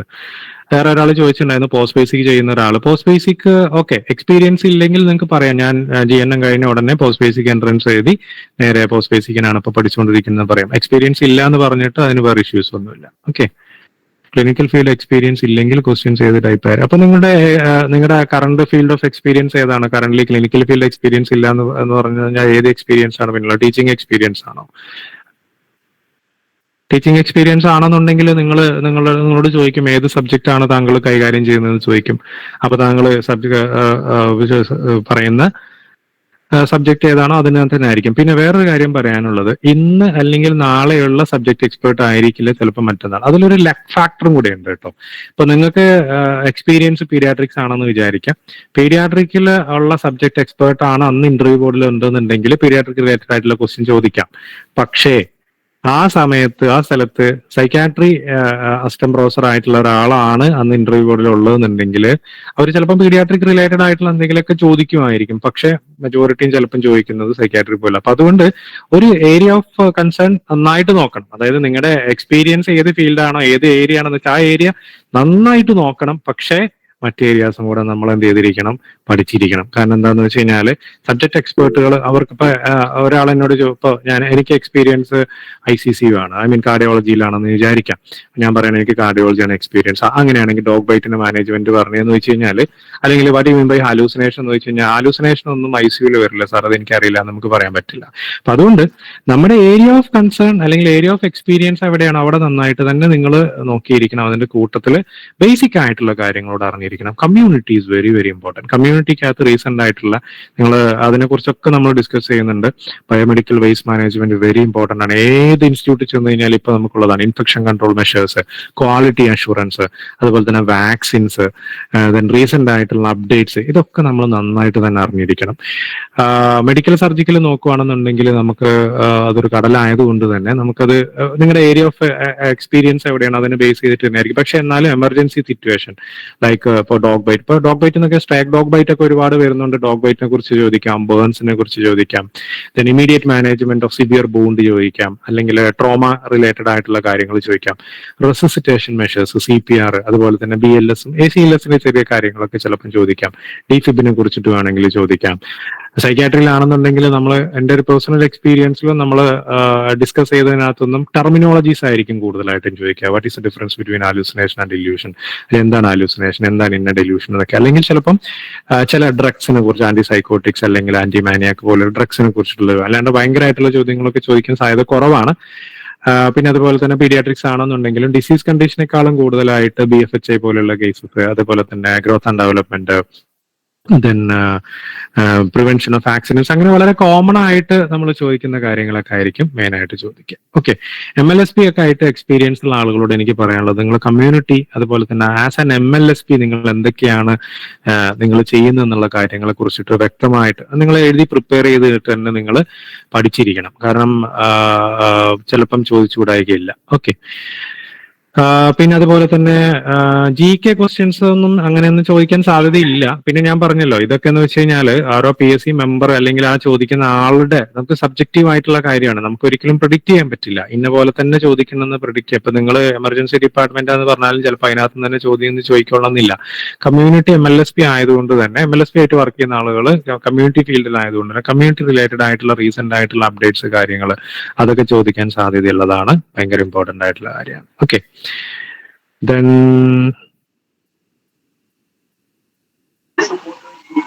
ഹലോ സാർ, ഒരു ഡൗട്ട് ചോദിച്ചോട്ടെ സാർ? ഞാനിപ്പം GNM പാസ് ഔട്ട് ആയായിരുന്നു. അത് കഴിഞ്ഞ് പോസ്റ്റ് ബേസിക് എടുത്തു. പക്ഷെ ഞാൻ GNM സമയത്താണ് കഴിഞ്ഞ 2021 DME-യുടെ 1 day വെരിഫിക്കേഷൻ ഓൾറെഡി കഴിഞ്ഞു.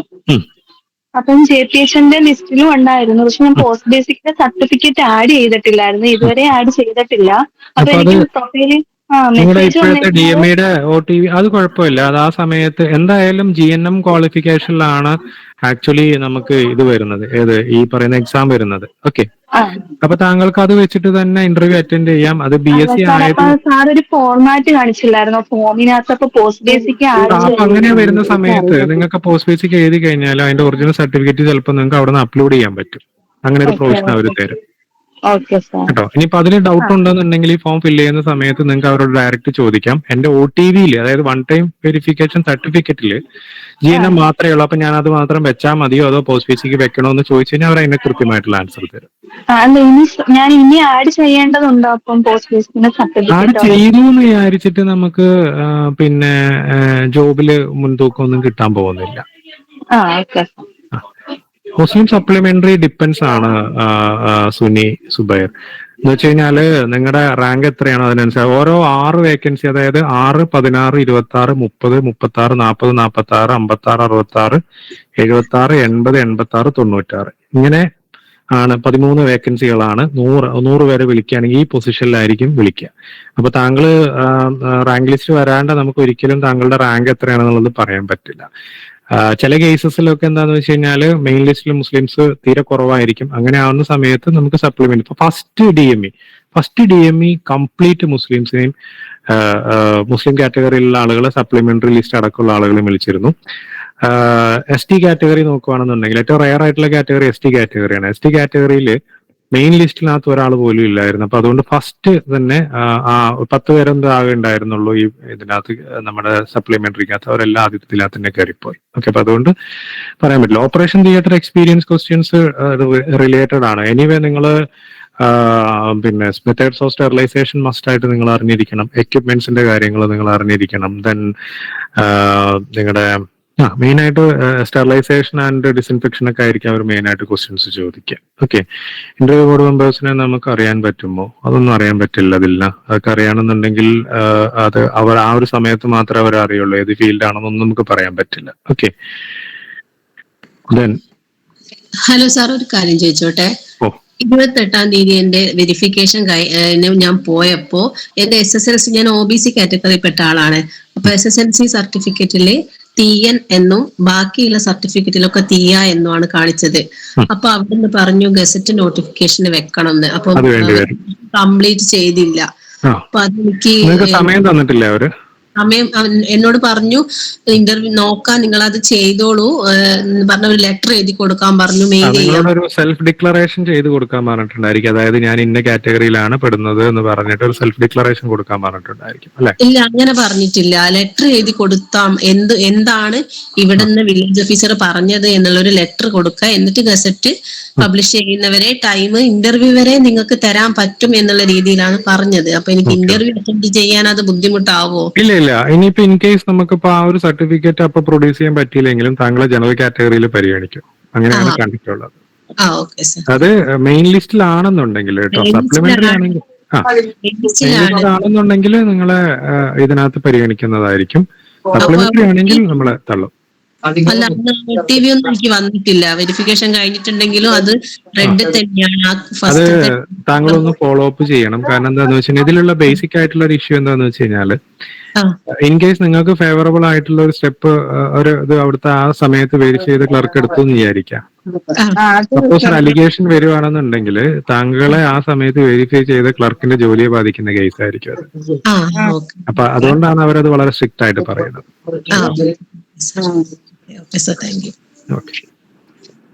ഡയാലിസിസ് ഡിപ്പാർട്ട്മെന്റ് 13 years ആണെന്നുണ്ടെങ്കിൽ അതിനെ റിലേറ്റ് ചെയ്തിട്ടുള്ള ക്വസ്റ്റ്യൻസ് ചോദിക്കാം. പ്ലസ് ബാക്കിയുള്ള കാര്യങ്ങളും ചോദിക്കും. ഇപ്പൊ ഡയാലിസിസിനകത്തുനിന്ന് നിങ്ങൾക്ക് ഇപ്പൊ ചോദിക്കാനുള്ളത് മെയിൻ ആയിട്ട് AV ഫിസ്റ്റുല ചോദിക്കാം.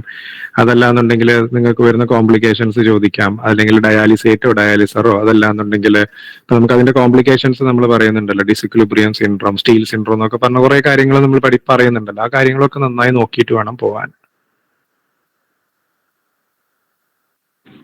സാർ ഒരു കാര്യം ചോദിച്ചോട്ടെ. OTV പിന്നെ വൺ ടൈം വെരിഫിക്കേഷൻ കംപ്ലീറ്റ് ആവാത്ത എല്ലാരെയും വിളിക്കും അല്ലെ? അത് കഴിയണമെന്നുണ്ടോ? പുറത്തായിരുന്നു. അപ്പൊ എന്തായാലും നിങ്ങൾക്ക് വിളിക്കും, നിങ്ങളെ വിളിക്കും. OTV ഇല്ലാത്ത ആളുകൾ എന്തായാലും ഫിസിക്കൽ വെരിഫിക്കേഷനോ സർട്ടിഫിക്കറ്റ് ചെയ്തേ പറ്റും. അപ്പൊ അതില് നിങ്ങൾക്ക് നേരിട്ട് ഇല്ല, ഇന്റർവ്യൂവിന്റെ സമയത്തല്ല. വൺ ടൈം അല്ല സർട്ടിഫിക്കറ്റ് വെരിഫിക്കേഷൻ കഴിഞ്ഞിട്ടുള്ള ആളുകളെ അവർ ഇന്റർവ്യൂവിന് വിളിക്കുമോ. അപ്പൊ നമ്മൾ ഇന്റർവ്യൂവിന് മുന്നേ അത് കംപ്ലീറ്റ് ചെയ്തിരിക്കണം. അതിൽ നിങ്ങളുടെ ഫിസിക്കൽ പ്രസൻസ് വേണോ എന്നുള്ളത് നിങ്ങളുടെ അടുത്തുള്ള ജില്ലാ PSC ഓഫീസിലൊന്ന് അന്വേഷിച്ചാൽ മതി. നിങ്ങൾക്ക് ചിലപ്പം ഓതറൈസ് ചെയ്യാം. അതായത് ഓതറൈസേഷൻ ലെറ്റർ നിങ്ങളുടെ അച്ഛനെ ഓതറൈസ് ചെയ്തുകൊണ്ട് നിങ്ങളൊരു ലെറ്റർ ടു എന്നത് എഴുതിയിട്ട് നിങ്ങൾക്ക് വേണമെങ്കിൽ അങ്ങനെ ചെയ്യാനുള്ള പ്രൊവിഷൻ ഉണ്ടെന്നാണ് എന്റെ അറിവ്. അത് നിങ്ങളുടെ ജില്ലാ PSC ഓഫീസിലോ അല്ലെങ്കിൽ ട്രിവാൻഡ്രം പട്ടം PSC ഓഫീസിലോ വിളിച്ച് കറക്റ്റ് കൺഫർമേഷൻ ആക്കിയിട്ട് നിങ്ങൾക്ക് ചെയ്യാവുന്നതേ ഉള്ളൂ.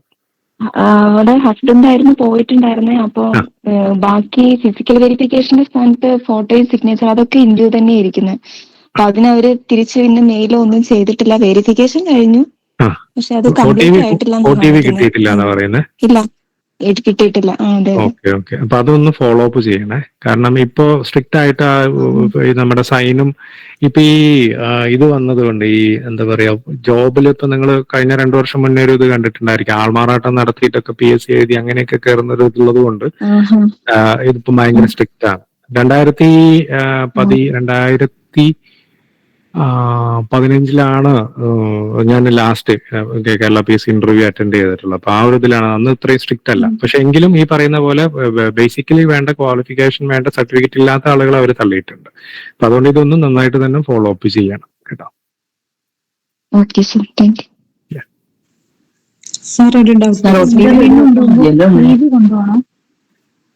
പറഞ്ഞോളൂ ബീന. ഞാൻ വൺ ടൈം വെരിഫിക്കേഷന് ഓൾറെഡി വെരിഫൈഡ് ആണ് പറഞ്ഞ മെസ്സേജ് വന്നിട്ടുണ്ടായിരുന്നേ. പക്ഷെ നോൺ ക്രിമിനൽ സർട്ടിഫിക്കറ്റ് ഇന്ത്യയിൽ തന്നെയാണ് കിടക്കുന്നത്. പുതിയ നോൺ ക്രിമിനൽ സർട്ടിഫിക്കറ്റ് നിങ്ങളൊന്ന് അപ്ലോഡ് ചെയ്യണം. അപ്ലോഡ് ചെയ്തതാണ്. അപ്പൊ അത് ഇന്ത്യയിലാണ് കിടക്കുന്നത്. നിങ്ങൾക്ക് വൺ ടൈം OTV കിട്ടിയതല്ലേ? അപ്പൊ ഇഷ്യൂസ് ഇല്ല. ആ സമയത്ത് അവര് ഇന്റർവ്യൂവിന്റെ സമയത്ത് അവര് നിങ്ങൾക്ക് വളരെ വ്യക്തമായിട്ട് തന്നെ നിങ്ങളുടെ വൺ ടൈം പ്രൊഫൈൽ വന്നിട്ടുണ്ട്. OTV കിട്ടിയ സ്ഥിതിക്ക് വീണ്ടും വരേണ്ടതില്ല എന്ന് പറഞ്ഞിട്ടല്ലേ മെസ്സേജ് വന്നിട്ടുള്ളത്. അങ്ങനെ മെസ്സേജ് വന്നിട്ടുണ്ട്. അപ്പൊ കുഴപ്പമില്ല. ആ ഇന്റർവ്യൂവിന്റെ സമയത്ത് അവരത് അപ്പൊ ആ ഇന്റർവ്യൂവിന്റെ സമയത്ത് ഈ NCLC നോൺ ക്രിമിനൽ സർട്ടിഫിക്കറ്റിന് 1 year ആണ് വാലിഡിറ്റി ഉള്ളത്. അത് 1 year കഴിഞ്ഞ് ഓട്ടോമാറ്റിക്കലി അത് കട്ടാവും. പക്ഷെ കുഴപ്പമില്ല. നിങ്ങൾക്ക് OTV തന്ന സമയത്ത് വാലിഡ് ആയിട്ടുള്ള സർട്ടിഫിക്കറ്റ് ഉണ്ട്.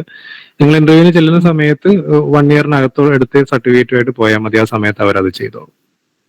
അല്ല, OTV തന്ന സമയത്ത് എക്സ്പയർഡ് ആയിട്ടുള്ളതാണ് ടിക്കിൽ കിടക്കുന്നത്. പുതിയതായിട്ട് അപ്ലോഡ് ചെയ്തത് ക്രോസ് ആയിട്ട് തന്നെ കിടക്കുന്നത്. പക്ഷെ OTV നിങ്ങൾക്ക് കിട്ടിയിട്ടുണ്ട്. അതിനകത്ത് കാറ്റഗറി OBC മുസ്ലിം തന്നെയല്ലേ? ഐ മീൻ ഇസ്ലാം അത് മാപ്പിള എന്ന് തന്നെയല്ലേ കൊടുത്തിട്ടുള്ളത്? അത് നോക്കിയില്ല. അതൊന്ന് നോക്കണം. അത് നോക്കിയിട്ട് അതിനനുസരിച്ചിട്ട് നമ്മൾ കാര്യങ്ങൾ ചെയ്യണം കേട്ടോ. ആ മെസ്സേജ് വന്നായിരുന്നു മെയിലില്. ആ ആ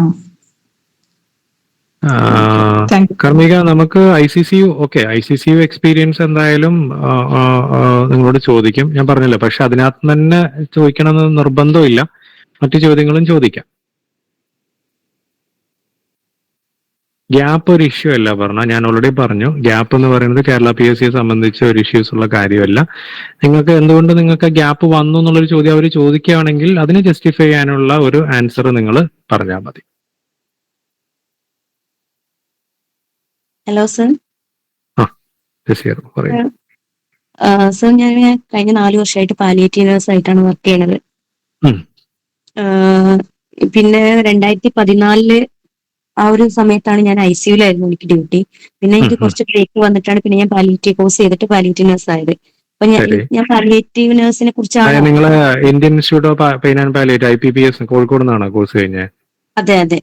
ഓക്കെ ഫൈൻ. അപ്പൊ നിങ്ങളോട് അതിനെ ബേസ് ചെയ്തിട്ട് ക്വസ്റ്റ്യൻസ് ചോദിക്കാം. പ്രൈമറി, സെക്കൻഡറി, ഏതിലാണ് വർക്ക് ചെയ്യുന്നത്? സെക്കൻഡറിയിലാണോ? അല്ല, പ്രൈമറി. പ്രൈമറി. അപ്പൊ പ്രൈമറി പാലിയേറ്റീവ് എന്താണെന്ന് ചോദിക്കാം, അതിനകത്ത് നിങ്ങളുടെ ആക്ടിവിറ്റീസ് എന്താണെന്ന് ചോദിക്കാം. സെക്കൻഡറി പാലിയേറ്റീവ് എന്താണ്, അതിന്റെ ആക്ടിവിറ്റീസ് ചോദിക്കാം. അതിന് ഇഷ്യൂസ് ഇല്ല, അങ്ങനെ ആയിരിക്കും ചോദ്യം ചോദിക്കുക. അപ്പൊ നിങ്ങൾക്ക് പാലിയേറ്റീവ് കാണിച്ചാൽ മതി നിങ്ങൾ. ആണല്ലേ സർ? അതായത് നിങ്ങൾ കറന്റ് വർക്ക് ചെയ്യുന്നത് കാണിക്കുന്നതായിരിക്കും ഏറ്റവും നല്ലത്. അപ്പൊ പ്രൈമറി പാലിയേറ്റീവ് എന്താണ്, അതിന്റെ ഗോൾസ് എന്താണ്, ഒബ്ജക്റ്റീവ്സ് എന്താണ്, താങ്കൾ ഈ കോഴ്സ് കഴിഞ്ഞത് കൊണ്ട് ചിലപ്പോൾ അതിനെ കുറിച്ചിട്ടുള്ള ചോദ്യങ്ങളും വേണമെങ്കിൽ അവർ ചോദിക്കാം. ഇപ്പോ എനിക്ക് തോന്നുന്നത് കോഴിക്കോട് ഈ പറയുന്ന പാലിയേറ്റീവിന്റെ ഐഡിയ കൊണ്ടുവന്നിട്ട് അന്നത്തെ കളക്ടറായിരുന്ന സലാം സാറാണെന്ന് തോന്നുന്നുണ്ട്. അദ്ദേഹമാണ് ഈ ഒരു ഐഡിയ കൊണ്ടുവന്നിട്ടുള്ളത്. അപ്പൊ അങ്ങനെ അതിനെ റിലേറ്റ് ചെയ്തിട്ടുള്ള കാര്യങ്ങളൊക്കെ ചോദിക്കാം. അപ്പൊ അതൊന്ന് പഠിച്ചു വെക്കാം. Okay sir. ഓക്കെ. CV ഒന്നും വേണ്ടി വരില്ല കേട്ടോ. CV ഒന്നും ചോദിക്കില്ല. CV ഒന്നും വേണ്ടി വരില്ല. സാർ, ഒരു ഡൗട്ട് ചോദിച്ചോട്ടെ? സാർ, എനിക്ക് 27th വെരിഫിക്കേഷൻ കഴിഞ്ഞായിരുന്നു ട്രിവാൻഡ്രത്തുനിന്ന്. അപ്പൊ അന്ന് തന്നെ ഒരു OTV നമുക്ക് സൈറ്റിൽ വന്നായിരുന്നു. അപ്പൊ അവിടെ നിന്ന് സാറ് പറഞ്ഞു EWS സർട്ടിഫിക്കറ്റിന് ക്വാളിഫിക്കേഷൻ ഉണ്ടല്ലോ, അപ്പൊ അതൊന്ന് അപ്ലൈ ചെയ്തിട്ടൂടെ എന്ന് ചോദിച്ചായിരുന്നു. താങ്കൾ ഈ DME എക്സാമിന് അപ്ലൈ ചെയ്യുന്ന സമയത്ത് EWS കാറ്റഗറിയിലാണോ അപ്ലൈ ചെയ്തിട്ടുള്ളത്? EWS ആയിരുന്നു, പക്ഷെ ഞാൻ അപ്ലോഡ് ചെയ്തിരുന്നില്ല സർട്ടിഫിക്കറ്റ്സ്. ഓക്കെ. ആ സമയത്ത് അപ്പൊ എനിക്ക് ടൈം തന്നു, 1-ാം തീയതി വരെ ടൈം തന്നു. ഞാൻ അപ്ലോഡ് ചെയ്തു. അപ്ലോഡ് ചെയ്ത് കോഴിക്കോട് തന്നെ വെരിഫിക്കേഷനും ചെയ്തു. ഇന്നലെയാണ് വെരിഫിക്കേഷൻ കഴിഞ്ഞത്. അപ്പൊ ഇനി പുതിയൊരു OTV നമുക്ക് ഇനി ജനറേറ്റ് ചെയ്യോ നമ്മളെ സൈറ്റില്? താങ്കൾ അത് നോക്കിയിരുന്നു? OTV സർട്ടിഫിക്കറ്റ് പഴയ തന്നെയാണ് അതിനകത്ത് കിടക്കുന്നത്? കുഴപ്പമില്ല. പക്ഷെ അതിനകത്ത് അപ്ലോഡഡ് ഈ താങ്കൾ ലാസ്റ്റ് അപ്ലോഡ് ചെയ്തിരിക്കുന്ന EWS ടിക്ക് വന്നിട്ടുണ്ട്, ഗ്രീൻ ടിക്ക് വന്നിട്ടുണ്ടോ? ഗ്രീൻ ടിക്ക് വന്നിട്ടുണ്ട്. അപ്പൊ അങ്ങനെ ഇഷ്യൂസ് വരില്ല. ഇല്ല.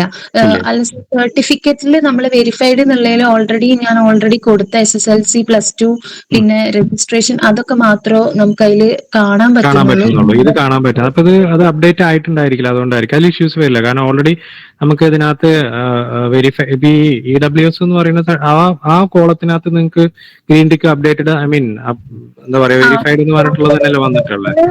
സർ, സ്കാൻഡ് ഡോക്യുമെന്റ്സിൽ ഗ്രീൻ ടിക്ക് ആണ് വന്നിരിക്കുന്നത്. അപ്പൊ അത് വെരിഫൈ ചെയ്തിട്ടുണ്ടല്ലോ, ഫിസിക്കൽ വെരിഫിക്കേഷനും കഴിഞ്ഞതല്ലേ? അതെ sir. Okay, thank you sir. Anila, ഇപ്പോ നവ്യ വിനയ് പറഞ്ഞിരിക്കുന്നതിനാണ് പറയാനുള്ളത്. നിങ്ങളുടെ അടുത്തുള്ള PSC ഓഫീസിൽ, ജില്ലാ PSC ഓഫീസിൽ ഡയറക്റ്റ് ചെന്നിട്ട് ഈ കാര്യങ്ങളൊന്നും അവരുടെ ശ്രദ്ധയിൽപ്പെടുത്താം. വളരെ വ്യക്തമായിട്ടുള്ള ആൻസർ നിങ്ങൾക്ക് അവിടെ നിന്ന് കിട്ടും, എന്താണ് ചെയ്യേണ്ടതെന്നുള്ളത്.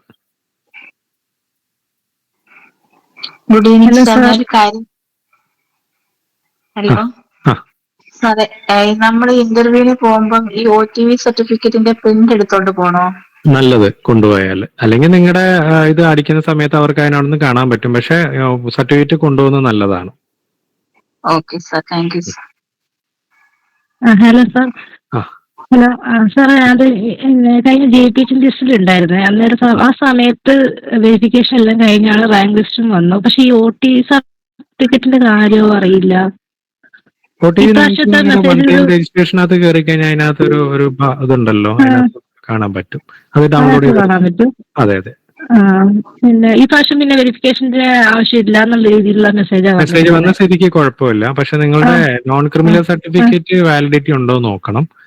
ഉണ്ടായിരുന്നു. അത് പുതിയതായിട്ട് എടുത്തതായിരുന്നു. കഴിഞ്ഞ ജെപിച്ചിന്റെ അടുത്തല്ലേ വന്നപ്പോ പുതിയതായിരുന്നു. ഓക്കെ, കുഴപ്പമില്ല. അമൃത, ഞാൻ ഓൾറെഡി പറഞ്ഞല്ലോ, എക്സ്പീരിയൻസ് സർട്ടിഫിക്കറ്റ് എന്ന് പറയുന്നത് PSC സംബന്ധിച്ച് മാൻഡേറ്ററി അല്ലാത്തതുകൊണ്ടാണ് അവർ അത് അങ്ങനെ ചെയ്തിട്ടുള്ളത് കേട്ടോ. സാർ ഒരു ഡൗട്ട് ചോദിച്ചോട്ടെ? സാർ ഞാൻ ഈ 25th PSC വെരിഫിക്കേഷന് പോയായിരുന്നു ട്രിവാൻഡ്രത്ത്. അപ്പം non criminal certificate central employment പർപ്പസിന്റെ ആയിരുന്നു അപ്ലോഡ് ചെയ്തിട്ടുള്ളത്. അപ്പൊ അത് അവർ അക്സെപ്റ്റ് ചെയ്യത്തില്ലെന്നാണ് അന്നേരം പറഞ്ഞത്. അത് കഴിഞ്ഞ് വീട്ടിൽ പോയിട്ട് പിന്നെ അപ്ലോഡ് ചെയ്താൽ മതി എന്നാ പറഞ്ഞത്. എന്നിട്ട് വിളിച്ചു പറഞ്ഞാൽ മതി എന്നാ പറഞ്ഞത്. അപ്പൊ OTV ഇതുവരെ ജനറേറ്റ് ആയിട്ടില്ല. താങ്കൾ അപ്ലോഡ് ചെയ്തിരിക്കുന്നത് തഹസിൽദാർ തന്നിരിക്കുന്ന സർട്ടിഫിക്കറ്റ് ആയിരിക്കും. അത് കഴിഞ്ഞ് വീട്ടിൽ പോയിട്ട് വില്ലേജ് ഓഫീസർ. അപ്പൊ അങ്ങനെയാണെങ്കിൽ താങ്കൾ അടുത്ത ദിവസം തന്നെ നമ്മുടെ ജില്ലാ PSC ഓഫീസിൽ ഈ സർട്ടിഫിക്കറ്റ് ആയിട്ടൊന്ന് പോയിട്ട് അവരൊന്ന് കോൺടാക്ട് ചെയ്താൽ മതി. അവർക്ക് അവിടെ നിന്ന് ചെയ്യാവുന്നതേ ഉള്ളൂ. അവിടുന്ന് വെരിഫൈ ആവോ? ചെയ്യാം. Okay sir. Okay. ST category എത്ര പേർക്ക് കിട്ടാൻ ചാൻസ് ഉണ്ടെന്നുള്ള രേഷ്മ നമുക്ക് ഇപ്പൊ പ്രിഡിക്ട് ചെയ്യാൻ പറ്റില്ല. അത് ഡിപ്പെൻസ് ആണ്. എന്ന് വെച്ച് കഴിഞ്ഞാൽ ഒന്ന്, ആ ഒരു കാറ്റഗറിയിലുള്ള ആളുകൾ എത്ര പേര് ലിസ്റ്റിനകത്ത് വരും എന്നുള്ളത്. രണ്ടാമത്, എത്ര വേക്കൻസികൾ ജനറേറ്റ് ചെയ്യപ്പെടും എന്നുള്ളത്. ഇതിനെ ബേസ് ചെയ്തിട്ടാണ്. അത് ഒരു കാറ്റഗറിക്ക് നമുക്ക് ഇപ്പോ ഇത്ര പേർക്ക് ജോലി കിട്ടും എന്നുള്ളത് ഒരു കാറ്റഗറിയിലെ ആളുകൾക്കും അല്ലെങ്കിൽ കാറ്റഗറി ഇല്ലാത്ത ആളുകൾക്കും നമുക്ക് പ്രിഡിക്ട് ചെയ്യാൻ പറ്റില്ല. അത് ഡിപ്പെൻസ് ആണ്. എന്ന് വെച്ച് കഴിഞ്ഞാൽ പൊതുവായിട്ട് എത്ര വേക്കൻസികൾ വരുന്നു എന്നുള്ളതും എത്ര പേര് റിട്ടയർ ചെയ്യുന്നുള്ളതും. രണ്ടാമത്തെ കാര്യം, ആ ലിസ്റ്റിനകത്ത് അതേ കാറ്റഗറിയിലുള്ള എത്ര പേര് മെയിൻ ലിസ്റ്റിൽ വരുന്നു എന്നുള്ളതും സപ്ലിമെന്ററി ലിസ്റ്റിൽ വരുന്നുള്ളതിനും ബേസ് ചെയ്തിട്ടായിരിക്കും. ഹലോ സർ, എന്റെ പേര് ജെനിഷാന്നാണ്. എന്റെ വെരിഫിക്കേഷൻ ഒക്കെ ഞാനിപ്പോ പുറത്താണുള്ളത്. അപ്പൊ ഹസ്ബൻഡ് ആയിരുന്നു നാട്ടിൽ നിന്ന് വെരിഫിക്കേഷൻ ഒക്കെ ചെയ്തത്. അപ്പൊ ഫോട്ടോയും സൈനും ബാലൻസ് ഉണ്ട്. അപ്പൊ അവര് അവിടുന്ന് പറഞ്ഞത് ഇന്റർവ്യൂവിന് മുമ്പേ വന്നിട്ട് ചെയ്താൽ മതി, 3-4 ദിവസം മുമ്പേ വന്ന് നാട്ടിൽ വന്നിട്ട് ചെയ്താൽ മതി എന്നാ പറഞ്ഞത്. അപ്പൊ അതുകൊണ്ട് ഇന്റർവ്യൂവിന് വിളിക്കാതിരിക്കുകയോ ചെയ്യുമോ? അതായത് ഇപ്പൊ ഞാൻ പറഞ്ഞല്ലോ, ഫിസിക്കൽ വെരിഫിക്കേഷൻ എന്നുള്ളത് ഭയങ്കര ഇമ്പോർട്ടന്റ് ആയിട്ടുള്ള ഒരു കാര്യമാണ്. അപ്പൊ അതുകൊണ്ട് താങ്കൾ എന്തായാലും അത് വന്ന് ചെയ്യേണ്ടി വരും. അതായത് ഇന്റർവ്യൂവിന് മുമ്പേ വന്നിട്ട് ചെയ്തു, കാരണം ഇവിടുന്ന് ലീവ് കിട്ടാൻ അങ്ങനെയൊക്കെ മതിയാവും. അവരങ്ങനെയല്ല നിങ്ങൾക്ക് പറഞ്ഞിട്ടുള്ളത് അവിടുന്ന് അങ്ങനെയാ പറഞ്ഞത്. പക്ഷേ ട്രിവാൻഡ്രത്ത് പക്ഷെ അവര് വെരിഫിക്കേഷൻ ചെയ്ത് കഴിഞ്ഞ് കുറച്ച് കഴിഞ്ഞപ്പോ വീണ്ടും എനിക്ക് പ്രൊഫൈൽ മെസ്സേജ് വന്നിട്ടുണ്ടായിരുന്നു. ഫോട്ടോയും സൈനും 1-ാം തീയതിക്ക് മുമ്പ് ചെയ്യാൻ വേണ്ടിയിട്ട് വന്നിട്ടുണ്ടായിരുന്നു. ഓൾറെഡി അവരവിടുന്ന് എല്ലാവരും പറഞ്ഞത് നാളേക്ക് ഡിസംബർ 1 നാളെ. പക്ഷെ അവിടുന്ന് എല്ലാവരും പറഞ്ഞത് ഇന്റർവ്യൂവിന് ഒരു 5 ദിവസം മുമ്പേ വന്നിട്ട് ചെയ്താൽ മതി എന്നാ പറഞ്ഞത്. ഞാൻ മെയിൽ അയച്ചിട്ടുണ്ടായിരുന്നു. ഓൾറെഡി മെയിൽ അയച്ചിട്ടുണ്ടായിരുന്നു. പുറത്താണ്, ഹസ്ബൻഡാണ് വന്ന് ചെയ്യാന്ന് പറഞ്ഞിട്ട്. പിന്നെ ഇപ്പൊ ഇത് പറഞ്ഞപ്പോ വീണ്ടും പറഞ്ഞിട്ടുണ്ട് ഞാനിങ്ങനെ പുറത്താണ്, എനിക്ക് ഇന്റർവ്യൂവിന് മുമ്പേ ഇത് ചെയ്യാനുള്ള സൗകര്യം ഉണ്ടാക്കി തരണം എന്ന് പറഞ്ഞ് മെയിൽ ചെയ്തിട്ടുണ്ട്. റിപ്ലൈ വന്നിട്ടില്ല. ഓക്കെ, അത് ഒന്ന് അവരെ ഡയറക്റ്റ് പറ്റുന്നുണ്ടെങ്കിൽ കോഴിക്കോട് പോയിട്ട് കോഴിക്കോട് ജില്ലാ PSC ഓഫീസിലായിരുന്നു അല്ലേ? കോഴിക്കോട് PSC ഓഫീസിൽ പോയിട്ട് അന്വേഷിച്ചായിരുന്നു. അപ്പൊ അവര് പറഞ്ഞത് കുഴപ്പമില്ല, ഇന്റർവ്യൂവിന് മുമ്പ് വന്നിട്ട് അത് ചെയ്താൽ മതി എന്നാ പറഞ്ഞത്. ഓക്കെ. അപ്പൊ അങ്ങനെ ഇഷ്യൂസ് വരാൻ സാധ്യതയില്ല.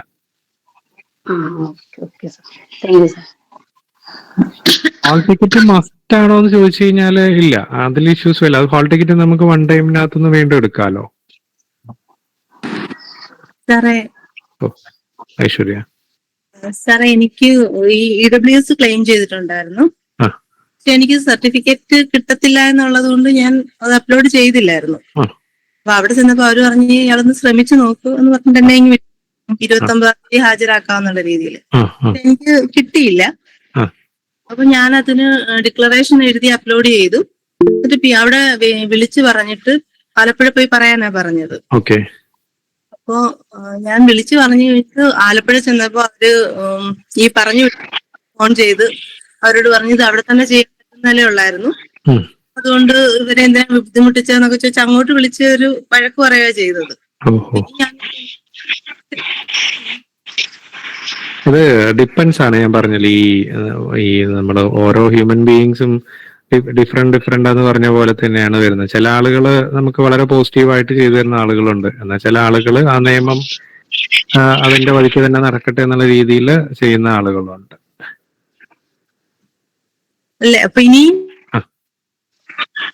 താങ്കൾ ഉദ്ദേശിച്ച EWS താങ്കൾ ഇത് വെരിഫൈ ചെയ്തില്ലേ?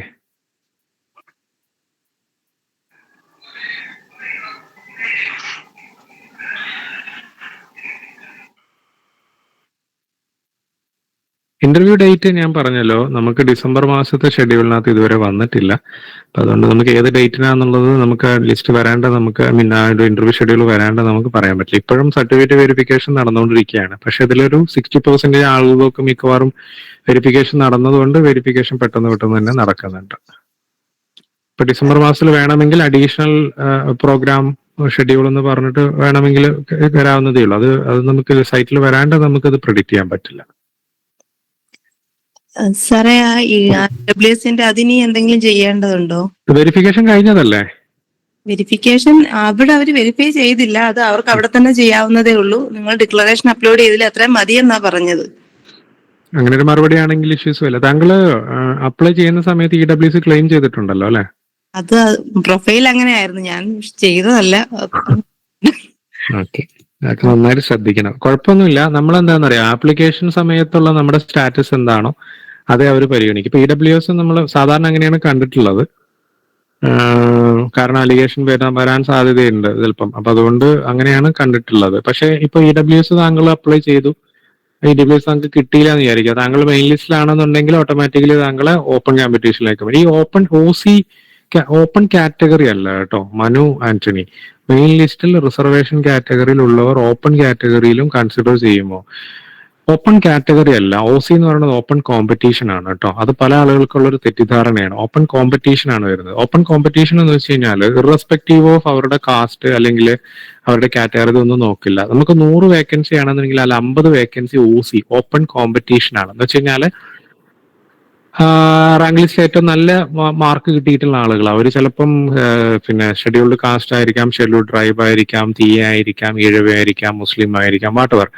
അതാണ് വരുന്നത്. ഫോർ എക്സാമ്പിൾ പറയുകയാണെന്നുണ്ടെങ്കിൽ ഞാൻ എഴുതിയ സമയത്ത് എന്റെ റാങ്ക് 13 ആയിരുന്നു. ഞാൻ ഓപ്പൺ കോമ്പറ്റീഷനിലാണ്. ഞാൻ ആസ് എ മുസ്ലിം എനിക്ക് മുസ്ലിം റിസർവേഷൻ കിട്ടേണ്ടതാണ്. പക്ഷെ ഞാൻ മുസ്ലിം റിസർവേഷൻ എനിക്ക് അതിന്റെ ആവശ്യം വന്നിട്ടില്ല. കാരണം റാങ്ക് മുകളിലായതുകൊണ്ട് ഓപ്പൺ കോമ്പറ്റീഷനിലാണ് കയറിയിട്ടുള്ളത്. അതൊരിക്കലും ഓപ്പൺ കാറ്റഗറി അല്ല. ഓപ്പൺ കാറ്റഗറി എന്ന് പറയുന്ന സംഭവമില്ല, ഓപ്പൺ കോമ്പറ്റീഷൻ ആണ് കേട്ടോ. അപ്പൊ അതില് റിസർവേഷൻ ഉള്ള കാറ്റഗറിയിലുള്ള ആളുകൾ നല്ല റാങ്കിലുള്ള ആളുകളാണെന്നുണ്ടെങ്കിൽ അവർക്ക് ഓപ്പൺ കോമ്പറ്റീഷനിലാണ് അവർ കയറുക. അപ്പോൾ അങ്ങനെ വരുന്ന സമയത്ത് താഴെയുള്ള ആളുകൾക്ക് കിട്ടും. ഇനി ഇതിൽ നിങ്ങൾ ശ്രദ്ധിക്കേണ്ട വേറൊരു കാര്യം എന്ന് പറയുന്നത്, ഒരു മാർക്ക് പോലും കൗണ്ട് ചെയ്യപ്പെടും. എന്ന് വെച്ച് കഴിഞ്ഞാൽ എന്റെ പേഴ്സണൽ എക്സ്പീരിയൻസ് തന്നെയാണ്. എന്റെ റാങ്ക് ലിസ്റ്റിൽ എന്റെ റാങ്ക് 13 ഞാൻ പറഞ്ഞല്ലോ. പക്ഷെ 8ാം റാങ്കുള്ള ആളുടെയും എന്റെയും മാർക്ക് സെയിം ആയിരുന്നു. റിട്ടൺ എക്സാമിന് കിട്ടിയ മാർക്കും ഇന്റർവ്യൂവിന് കിട്ടിയ മാർക്കും വെച്ച് നോക്കുന്ന സമയത്ത് 2 ആളുകൾക്കും സെയിം. എന്ന് വെച്ചാൽ 8, 9, 10, 11, 12, 13 6 റാങ്ക് 13 6 പേരും ഒരേ മാർക്കായിരുന്നു. പിന്നെ എങ്ങനെയാണ് ഞാൻ 13-ൽ എത്തി? 8-ൽ വരേണ്ട ഞാൻ 13-ൽ എത്തിയെന്ന് വെച്ച് കഴിഞ്ഞാൽ എന്റെ നിർഭാഗ്യത്തിന് ആ 6 പേരിൽ ഏറ്റവും ജൂനിയർ ഞാനായിരുന്നു. അങ്ങനെയും കൂടെ വരും. എന്ന് വെച്ച് കഴിഞ്ഞാൽ ഒരേ മാർക്കാണ് നിങ്ങൾക്ക് കിട്ടിയെന്നുണ്ടെങ്കിൽ പിന്നെ നിങ്ങളത് നോക്കുന്നത് പറഞ്ഞാൽ നിങ്ങളുടെ ഡേറ്റ് ഓഫ് ബർത്ത് ആണ്. ഡേറ്റ് ഓഫ് ബർത്തിൽ ആദ്യം ആര് ജനിച്ചോ അവരാദ്യം ജോലിക്ക് കയറും. ഏറ്റവും അവസാനം ജനിച്ചത് ആരാണോ അവരായിരിക്കും ഏറ്റവും അവസാനം കയറും. അപ്പോൾ എന്റെ കാര്യത്തിൽ 8 മുതൽ 13 വരെയുള്ള 6 പേരിൽ ഏറ്റവും ജൂനിയർ മോസ്റ്റ് ആയിട്ട് ഏറ്റവും ലാസ്റ്റ് ജനിച്ച ആള് ഞാനായതുകൊണ്ട് ഞാൻ 13ാമത്തെ ആളായിട്ടാണ് കയറിയത്. ഇനി ഇതിന്റെ വേറൊരു വശം ഞാൻ പറയാം. 8ാം റാങ്കുള്ള ആള് സർവീസിൽ ജോയിൻ ചെയ്യുന്നത് 2014. അതേ മാർക്ക് മേടിച്ച നേരം വൈകി ജനിച്ചു എന്നുള്ള ഒറ്റ കാരണം കൊണ്ട് ഞാൻ സർവീസിൽ കയറുന്നത് 2015. 1 വർഷം ഞാൻ കാത്തിരുന്നു. അപ്പൊ അങ്ങനെയുള്ള ചെറിയ കാര്യങ്ങളും കൂടെ അത് ലക്ക് ഫാക്ടർ ആണ് കേട്ടോ BBS. ഇനി നിങ്ങൾക്ക് ഡേറ്റ് ഓഫ് ബർത്തും സെയിം ആണെന്ന് വിചാരിക്കാം. അപ്പൊ എന്ത് ചെയ്യും? അപ്പൊ ചെയ്യാവുന്ന കാര്യം എന്ന് പറയുന്നത് നിങ്ങളുടെ പേരാണ്. എന്ന് വെച്ചാൽ നിങ്ങളുടെ പേര് ഏത് ആൽഫബറ്റിൽ സ്റ്റാർട്ട് ചെയ്യുന്നുള്ളത്. എയിൽ സ്റ്റാർട്ട് ചെയ്യുന്ന ആളുണ്ടെങ്കിൽ അവരാദ്യം കയറിപ്പോവും. അങ്ങനെയൊക്കെയുള്ള കുറെ കാര്യങ്ങളുണ്ട് അതിനകത്ത്.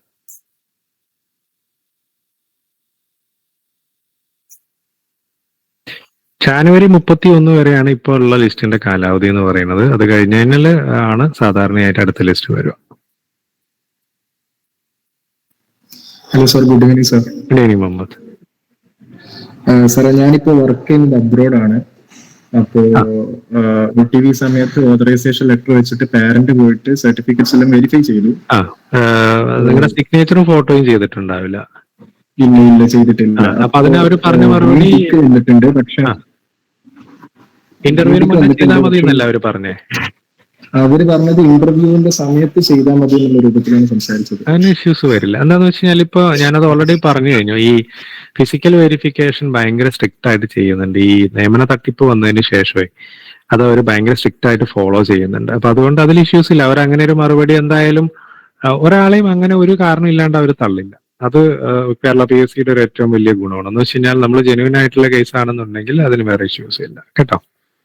അല്ല സാർ, അപ്പോ OTV സർട്ടിഫിക്കറ്റ് ആയിട്ടൊന്നും വന്നിട്ടില്ല? OTV ഇല്ല. അല്ല, OTV ഇല്ല എന്നുള്ള കാരണം കൊണ്ട് അല്ലെങ്കിൽ OTV ഇന്റർവ്യൂവിന് മസ്റ്റ് ആയിട്ട് പ്രൊഡ്യൂസ് ചെയ്യണമെന്ന് നിർബന്ധമില്ല. OTV എന്ന് പറയുന്നത് ശരിക്കും നിങ്ങൾ ജോയിൻ ചെയ്യുന്ന സമയത്ത് എവിടെയാണോ നിങ്ങൾ ജോയിൻ ചെയ്യുന്നത് അവിടെ നിങ്ങൾ കൊടുക്കേണ്ട ഒരു സാധനമാണ് ആക്ച്വലി.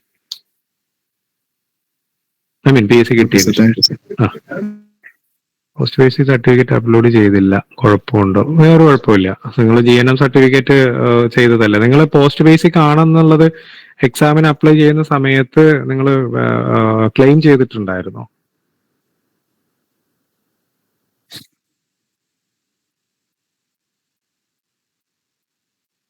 അപ്പൊ ഇഷ്യൂസ് ഇല്ല.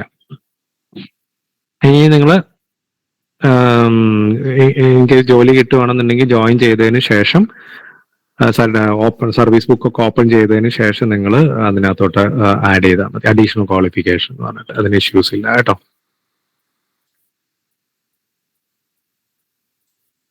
സർ, OTV സർട്ടിഫിക്കറ്റ് കിട്ടാത്തവർ ഇന്റർവ്യൂവിന് വിളിക്കാതിരിക്കുവോ? അങ്ങനെയൊന്നുമില്ല.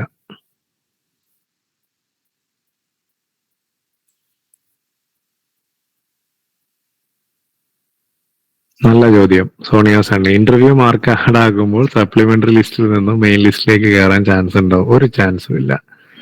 കാരണം 39.37 ആണ് നമ്മുടെ കട്ട് ഓഫ് മാർക്ക് എന്ന് പറയുന്നത്. ആ കട്ട് ഓഫ് മാർക്കിന്റെ താഴെ വന്നിരിക്കുന്ന റിട്ടേൺ എക്സാമിന് കിട്ടിയുന്ന ആൾക്കാരെയാണ് അവര് പിന്നെ സപ്ലിമെന്ററി ലിസ്റ്റിൽ വെച്ചിട്ടുള്ളത്. സപ്ലിമെന്ററി ലിസ്റ്റിൽ പെട്ടിട്ടുണ്ടെന്നുണ്ടെങ്കിൽ പിന്നെ നിങ്ങൾ സപ്ലിമെന്ററി ലിസ്റ്റിൽ തന്നെയാവും.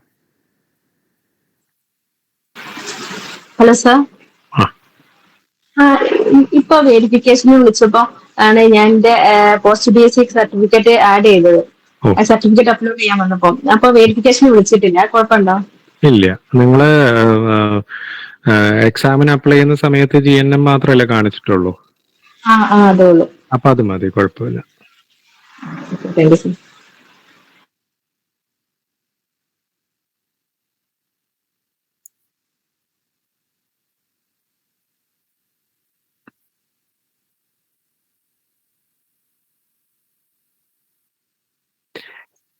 അപർണ, നമുക്കത് അങ്ങനെ ഉറപ്പ് പറയാൻ പറ്റില്ല. 39.67 കട്ട് ഓഫ് ആകുമ്പോൾ എബവ് 45 ഉള്ള കാൻഡിഡേറ്റ്സിന് ഒരു 1000 റാങ്കിനുള്ളിൽ വരില്ലേ? കഴിഞ്ഞ DME ലിസ്റ്റിലൊക്കെ കട്ട് ഓഫ് 5+ മാർക്ക്. അത് ഡിപ്പെൻസ് ആണ്. പക്ഷെ ഒരു എക്സാമ്പിൾ ഞാൻ പറയാം, ഞാനത് നിങ്ങളെ കാണിക്കാം.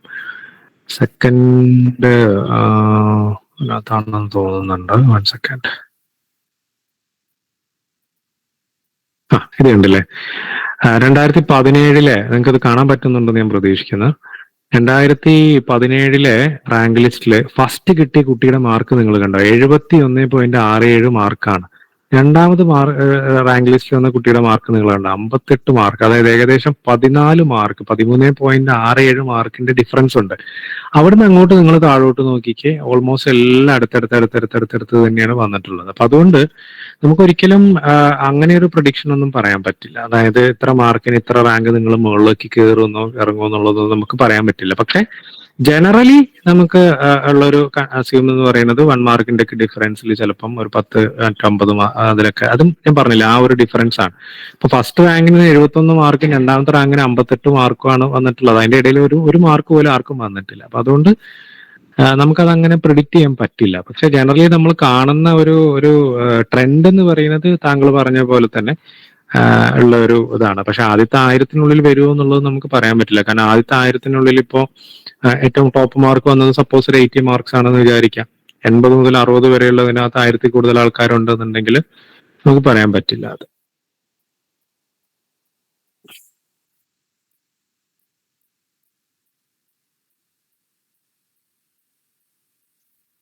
മാർക്ക് ഡിപ്പെൻസ് ആണ്. മാർക്ക് നമുക്ക് ഇന്റർവ്യൂ ഫൈനൽ റാങ്ക് ലിസ്റ്റ് വരുന്ന സമയത്ത് ആയിരിക്കാം. അതും ചില എക്സാംസിനൊന്നും ഒരു മാർക്ക് ഇടാറില്ല. അപ്പൊ അതുകൊണ്ട് നമുക്കതൊരു ഉറപ്പ് പറയാൻ പറ്റില്ല.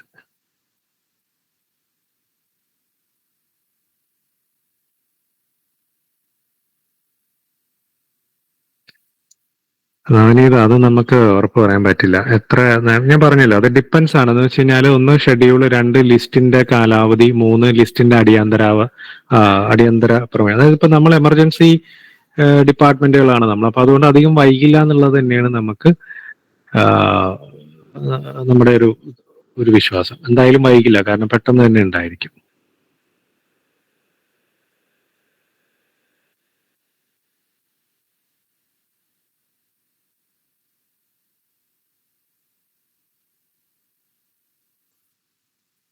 അമൃത, അത് നമ്മുടെ വിശ്വാസമാണ്. DHS ലിസ്റ്റ് ഓൾറെഡി നിലവിലുള്ളത് കൊണ്ട് കുറച്ചുകൂടെ ചാൻസ് പ്രതീക്ഷിക്കാമെന്ന് പറയുന്നത് എന്ത് ഇതിലാണെന്ന് എനിക്ക് മനസ്സിലായില്ല. അതായത് ഇപ്പൊ DHS ലിസ്റ്റിലുള്ള ആളുകൾ DHS കിട്ടി, DHS ജോയിൻ ചെയ്ത് അവർ DME വരത്തിലാണെന്ന് നമുക്ക് പറയാൻ പറ്റില്ല. അത് ഡിപ്പെൻസ് ആണ്.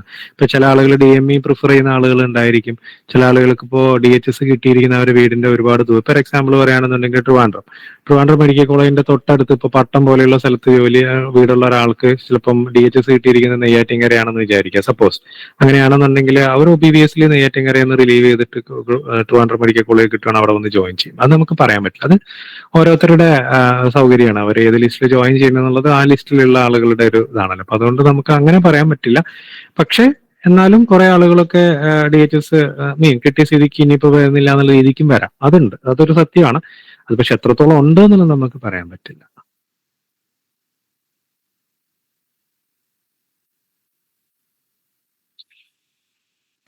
സർട്ടിഫിക്കറ്റ് നിങ്ങൾക്ക് വരുന്ന ഇന്റർവ്യൂ ലെറ്റർ ഉണ്ടല്ലോ, ആ ലെറ്ററിനകത്ത് നിങ്ങൾ വളരെ കൃത്യമായിട്ട് നോക്കിയിരിക്കണം. സർട്ടിഫിക്കറ്റ് കൊണ്ടുവരണം എന്ന് അവർ പറയുന്നുണ്ടെന്നുണ്ടെങ്കിൽ യു ഷുഡ്. അങ്ങനെയാണെങ്കിൽ ഇഷ്യൂസ് ഒന്നുമില്ല. ആ സർട്ടിഫിക്കറ്റ്, ആ ഒരു ലെറ്ററിന്റെ കോപ്പി പ്രിന്റ് എടുക്കുക, നിങ്ങളുടെ പ്രിൻസിപ്പളിന് ഡയറക്റ്റ് ഒരു ലെറ്റർ എഴുതുക, ഇത് അറ്റാച്ച് ചെയ്ത് കൊടുത്തു കഴിഞ്ഞാൽ അവർ സർട്ടിഫിക്കറ്റ് നിങ്ങൾക്ക് എത്ര ദിവസത്തിനകത്ത് തിരിച്ചേൽപ്പിക്കും കൂടെ എഴുതി വെച്ച് കൊടുത്തു കഴിഞ്ഞാൽ അവർ ആ സമയത്ത് നിങ്ങൾക്ക് തരും. ഇന്റർവ്യൂ കഴിഞ്ഞിട്ട് നിങ്ങൾക്ക് തിരിച്ചേൽപ്പിക്കാവുന്നേ ഉള്ളൂ.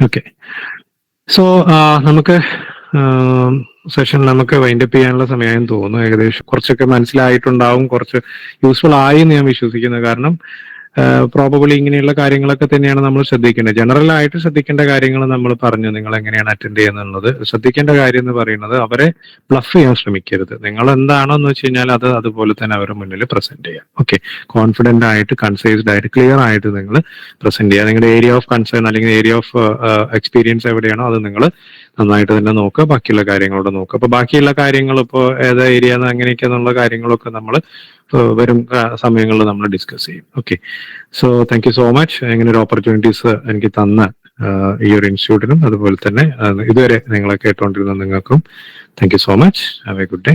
ബൈ. നല്ലതുപോലെ നിങ്ങൾക്ക് ക്ലാസ് എടുത്ത് പറഞ്ഞ് മനസ്സിലാക്കുന്നതിന് സാറിനും നന്ദി. Thank you so much. വളരെ ബ്യൂട്ടിഫുൾ ആയിട്ടുള്ള ഒരു സെഷൻ ആയിരുന്നു. നിങ്ങൾക്ക് ഏകദേശം ഇന്റർവ്യൂവിന് വേണ്ടിയിട്ട് എങ്ങനെ അപ്പിയർ ചെയ്യാന്നുള്ളതൊക്കെ ഏകദേശം ഒരു ഐഡിയ കിട്ടിയിട്ടുണ്ടാവും. പിന്നെ മറ്റൊരു കാര്യം എന്ന് പറയുന്നത്, ഇത് നമ്മുടെ ജനറൽ അപ്പിയറൻസും കാര്യങ്ങളും ജനറൽ ആയിട്ടുള്ള ഇന്റർവ്യൂവിന്റെ ഐഡിയാസ് ആണ് പറഞ്ഞത്. കുറെ ആൾക്കാർ ക്വസ്റ്റ്യൻസ് ചോദിക്കുന്നുണ്ടായിരുന്നു, ഫീൽഡ് ഓഫ് എക്സ്പീരിയൻസിന്റെ കാര്യങ്ങളൊക്കെ ചോദിച്ചിട്ട്. ഞാൻ ഇന്ന ഏരിയയിലാണ് വർക്ക് ചെയ്യുന്നത്, അപ്പൊ ഏതൊക്കെ ക്വസ്റ്റ്യൻസ് ആണ് എക്സ്പെക്ട് ചെയ്യാൻ പറ്റുന്നത് എന്നൊക്കെ ചോദിക്കുന്നുണ്ടായിരുന്നു.